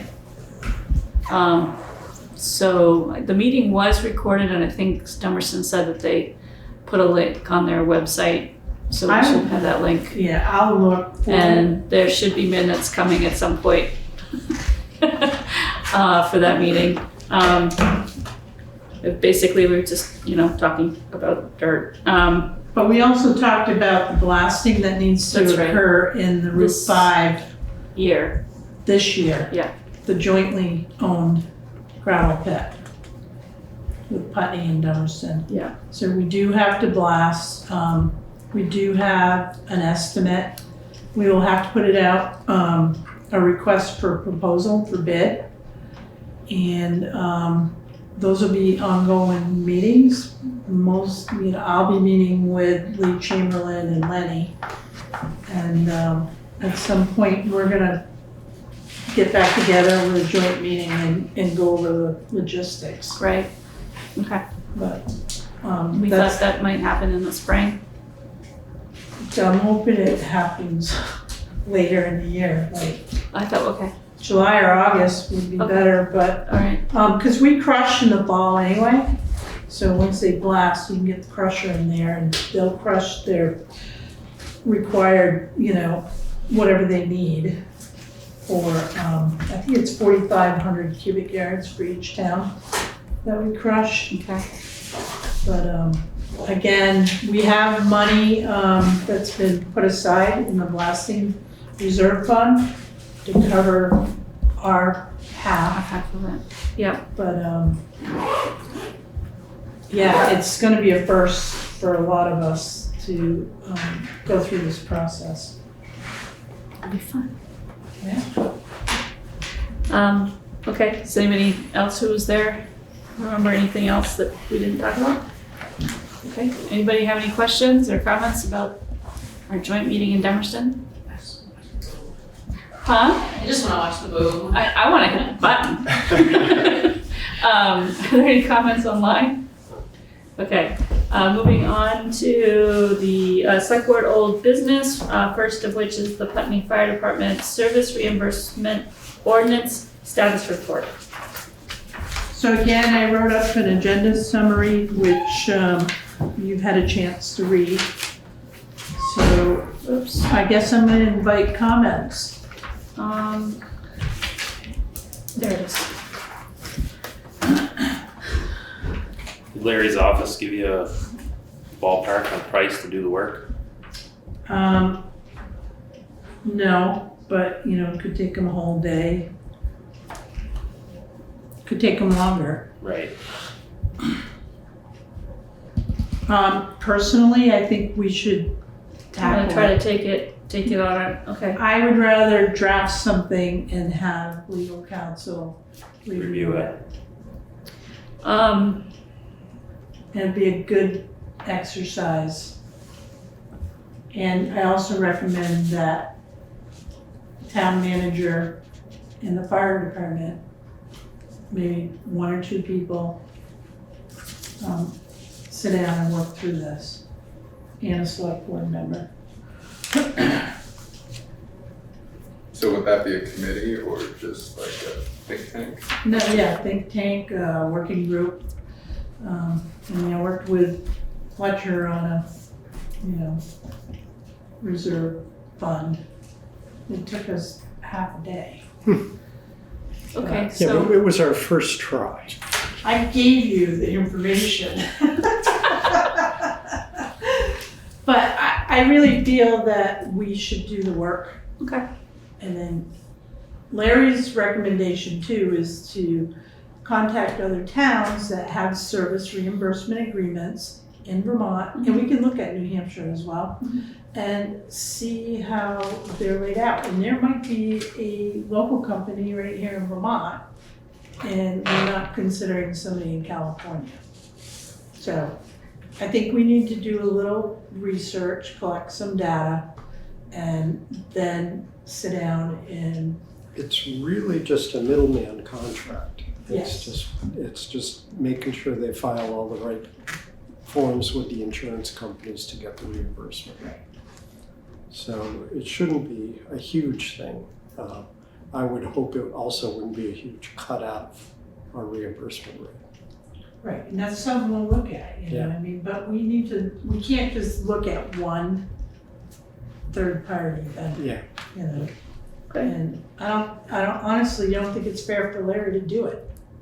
I think we need to do it, we need to learn, how to put these in play and, who's gonna, be involved with, making sure that something is, being built and what's being built. So that's all Putney. That's work we need to establish. Yeah. Okay, so, so you're proposing a couple of fire department volunteers and a select board member? Yeah. Okay, which select board member would like to do this? Okay, sold. Who? Fletcher. Fletcher did? Oh, I figured Eric was gonna do it. Are you just gonna do it on the I fire? could do it on the fire side. And I need an EMS person and somebody from the community, so. Okay. I actually think you might be good at this, Fletcher. I'm underwhelmed. Although your draft, I'll let you know about that. I mean, is there a reason, that's a lot of people on a committee. Do we need that it's not many really a people? It's committee, not it's really more a Or that committee. a working group? It's a working group. Right, It's, I'm just wondering, do you need that many people? yeah, I think it's a diverse, perspective here, and I need to have fire and EMS. let's- Right, but Let's do we see need how it another works. community person on I don't top really of see fire why and a EMS? community, Because not necessarily a community person, Work with another, the an department. EMS yeah. person. Well, Let's it see how can be this, 4 people. huh? 4 people will be fine. Yeah. So I think get so. one Yeah, second two per or two EMS. more. Yeah. Yeah. Okay, well, let's see how this works. Do we want to put a deadline on you guys to make sure we keep on task? The sooner the better, because Yeah, 'cause it's it's money revenue. that's right now Right. going down the drain. Right. It is. Yeah, I'd like to have something in place before July 1st, Okay, so, or sooner. Well, let's put it on the Selectboard Reports. okay. With a date, Did I We'll have a that tick down, like- already though? huh? No, is it not? No, it's not. All right. Yeah, and you need to go through that list because it's getting way too long and nothing's happening. I know. Yeah, okay, are we good with this? Yeah, Yes. so good. Form, okay, So so good. good here, awesome, okay. Like, sure. All right, next is the public information meeting, February 22nd, 2025, which is a Saturday. Meg is going to facilitate it. It's from 10 to 12 10 noon. at the fire department. There won't be a Zoom option, but BCTV will be there. It will be live streamed, I think, right? Are we signing the contract? Yes, Okay. I mean, I assume so. Well, that's a question for the board, but Okay, it's so- fine. Okay, so, well, let me tell you. So, it's just, small. So, BCTV will live stream the informational session for $300, right? Mhm. So, so they set it up, they put the event on their YouTube page. It's a live stream, so people can access it directly as it's happening. And that's basically it. So it's a $300 expenditure. Which I guess technically doesn't have to go before us, but does everybody agree that we should have it as a live stream? People in the community were asking whether there was gonna be any kind of option. Right. So there is the TV down there. We can hook up the laptop and Zoom through there, but I don't think I wanna try to do Zoom, because Meg would have to facilitate the Zoom part. It's really hard to do that.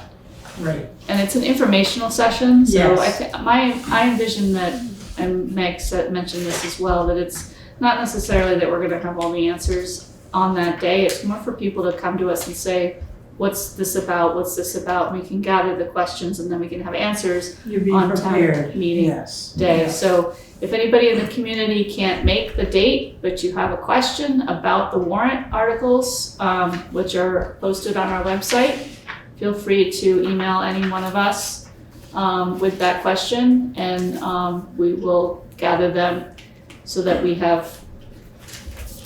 present with information. If we don't have the answer on Saturday, we'll have an answer by town meeting. And the articles are in the town reports, which should have arrived to people's homes. Yes, oh, yes, they're beautiful. Here's our town report.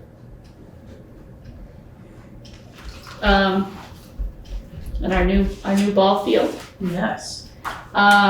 So, yeah, those are in a mailbox near you. Awesome, fun, interesting reading. So, is there anything else that we need to talk about on that? No. Okay.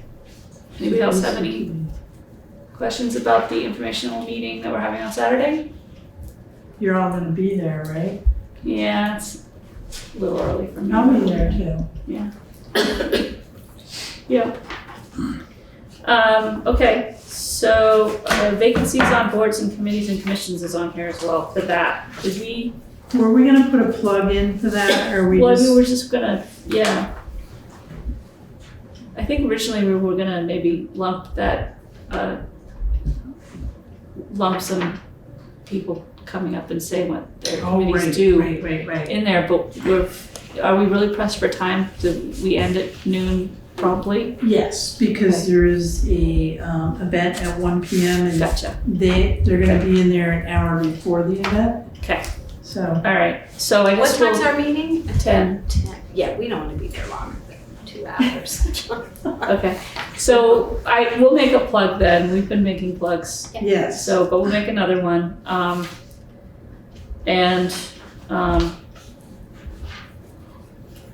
just trying to drum up support for people to get on the planning commission specifically.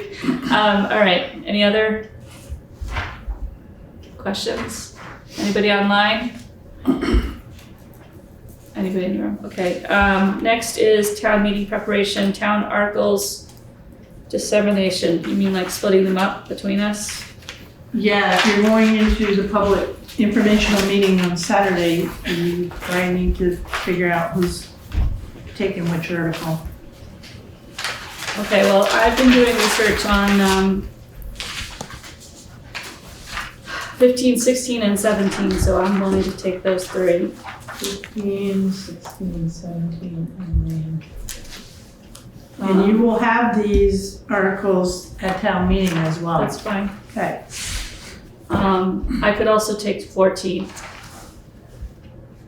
Take a whole block. Leave some for others. Sure. Taking them.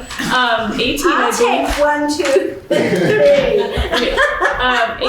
18 is the Conservation Commission. You can't have 1, 2, and 3. Why? Those are good ones, right? What was that? What did you just? Conservation Commission's really up on number 18.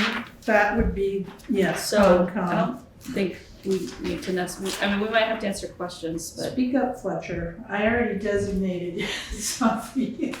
Yeah, I mean, we've been talking about the reserve funds, so let's see, we were, which ones? We were So number 7, 6 is a reserve fund. Well, that's for taking money out. a whole bunch of them. So there's Article 7. 8, 9. I'll do 6. You'll do 6? Sure. How about 5 and 6? Sure. This one's, they kind of bleed into each other. Yep. So 5 and 6 is Eric. Yeah. Hey, if you want to take number 4.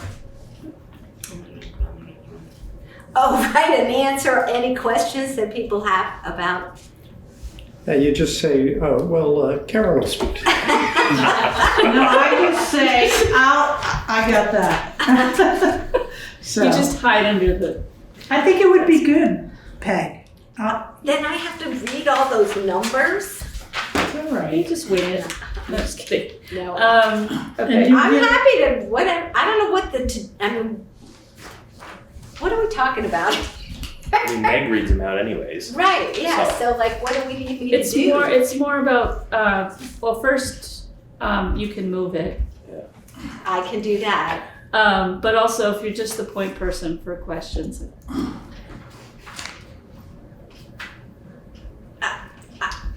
I can also The stumble point along with you if person you for want. For the entire budget? Yeah. Yeah, No. I don't think so. Peg, I wouldn't hang out like that. Pardon? I won't hang you out like that. Yeah, so If people have questions, Yes. I will that's fine. answer She them. does answer Peg, the and questions. I know she does, and Yeah. that's why I'm saying, Yeah. what do you need me to do there? Yeah, no, just read it. Read it, I can do Okay. that. Nate, what do you want for the last hurrah? Oh, yeah, I'll take 13. 13. 12 and 13 go together. Oh, yeah, 12 So too. 12 and 13. Right, So, everybody? Yes. which one? 12 and 13? 12 and 13. Is neat. So here's the thing on those two folks. Southeast Vermont Economic Development, they will have a representative there. Yeah. It's either gonna be Adam or Meg. Okay. And then Groundworks will have to have somebody there to speak to their article. Okay. So basically, you folks are reading, you're moving the articles for discussion. And then,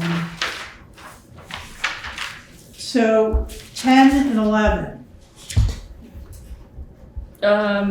So the library one, I'm meeting with the library on Tuesday night. And I will have someone from the trustees speak to that, and I will also speak to it. So, Like, do you I want to can do take those? 11. Yeah. And Well, you sure, can if take somebody, 10 and 11. I can take 10 and 11 as long as somebody from the library Okay. can speak to it. Fletcher, so you're taking 7, 8, 9 maybe? Yes. Okay. Okay. So I have Peg on Article 4, Eric on Article 5 and 6, Fletcher on 7, 8, 9, Peg on 10 and 11, Nate on Article 12, Nate on Article 13, and I have 14, 15, 16, and 17. And Article 18, hey Nate, you wanna put your name on that one? Yeah, for sure. And then you can turn it over to anybody. Okay. Does that seem like it's relatively evenly distributed?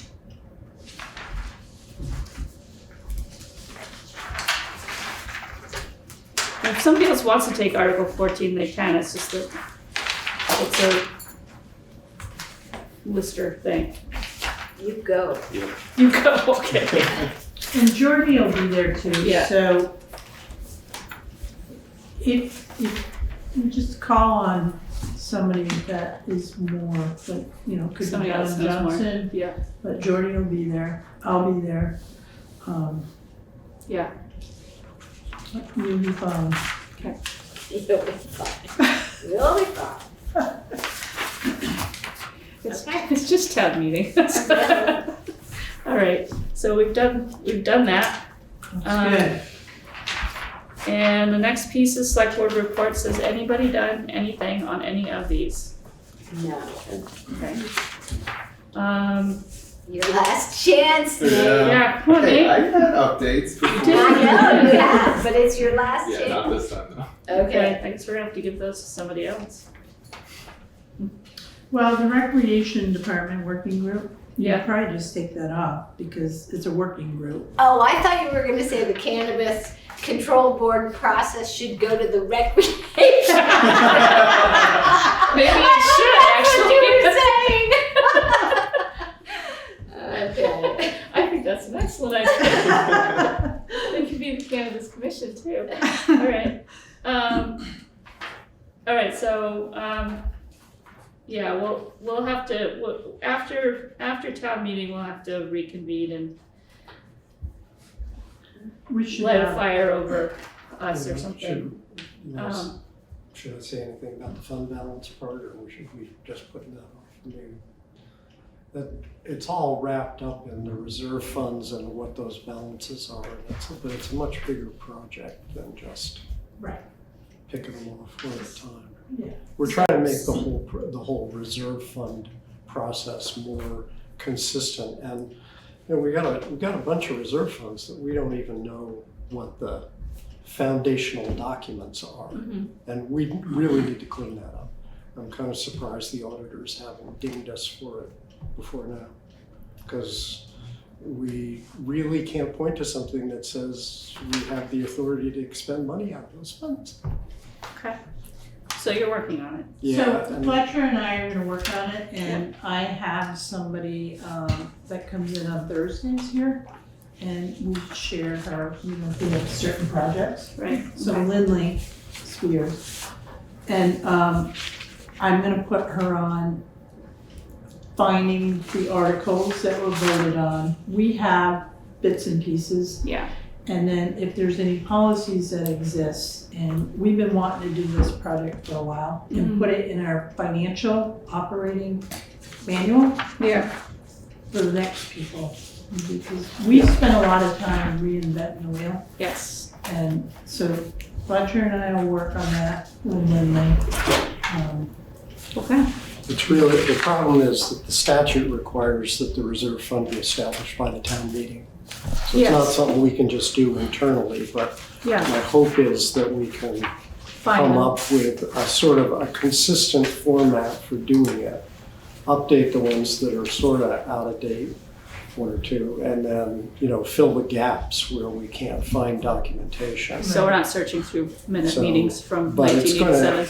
I mean, we've got, and not necessarily all gonna get up for consideration. There's a couple dozen funds. Yeah.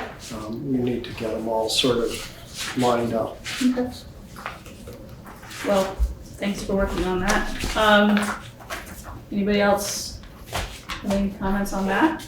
Any comments online? Any comments in the room? Okay, next is public comments on items not on the agenda. Does anybody in the room have anything to say? Does anybody online have anything to say that's not on the agenda? You've been here all night, you don't have nothing to say? Okay, so next is, do we need an executive session? I don't. Okay, yes, okay. The next meeting date. Executive cook. The next meeting date is a public informational hearing that we've been talking about on this Saturday, February 22nd, at 10 a.m. at the fire station. Then we have March 4th, 2025, town meeting, also starts at 10, right? 10 a.m., yes. 10 a.m. Yep. at Putney Central School. And then the next regularly scheduled meeting is March 6th, which is, Shouldn't that be 5th? it should be the 5th, Oh, sorry. because it's the next day. It's the next day after town meeting, Yep. which is the reorganization of the select board, plus probably a regular meeting. It will be a It's a regular regular meeting, meeting, yeah, right? 'cause Okay. it's a pay week. Yeah, okay. So with that, can I hear a motion to adjourn? Make a motion to adjourn. All right, all in favor? Aye. Any opposed? Okay. And, you know, even though we're now not in a meeting, I think we should acknowledge that this was Nate's last regular meeting. That's true. Yes. I'm in denial. Me too. Right? Definitely did not think it was gonna come this fast, but It does every year. Happens every year. The last meeting is like all of a sudden. Well, you've been an excellent addition. I've loved working with you guys. When you come back, Yes. back. Yeah, come back and visit anytime. But we still have a couple meetings to go.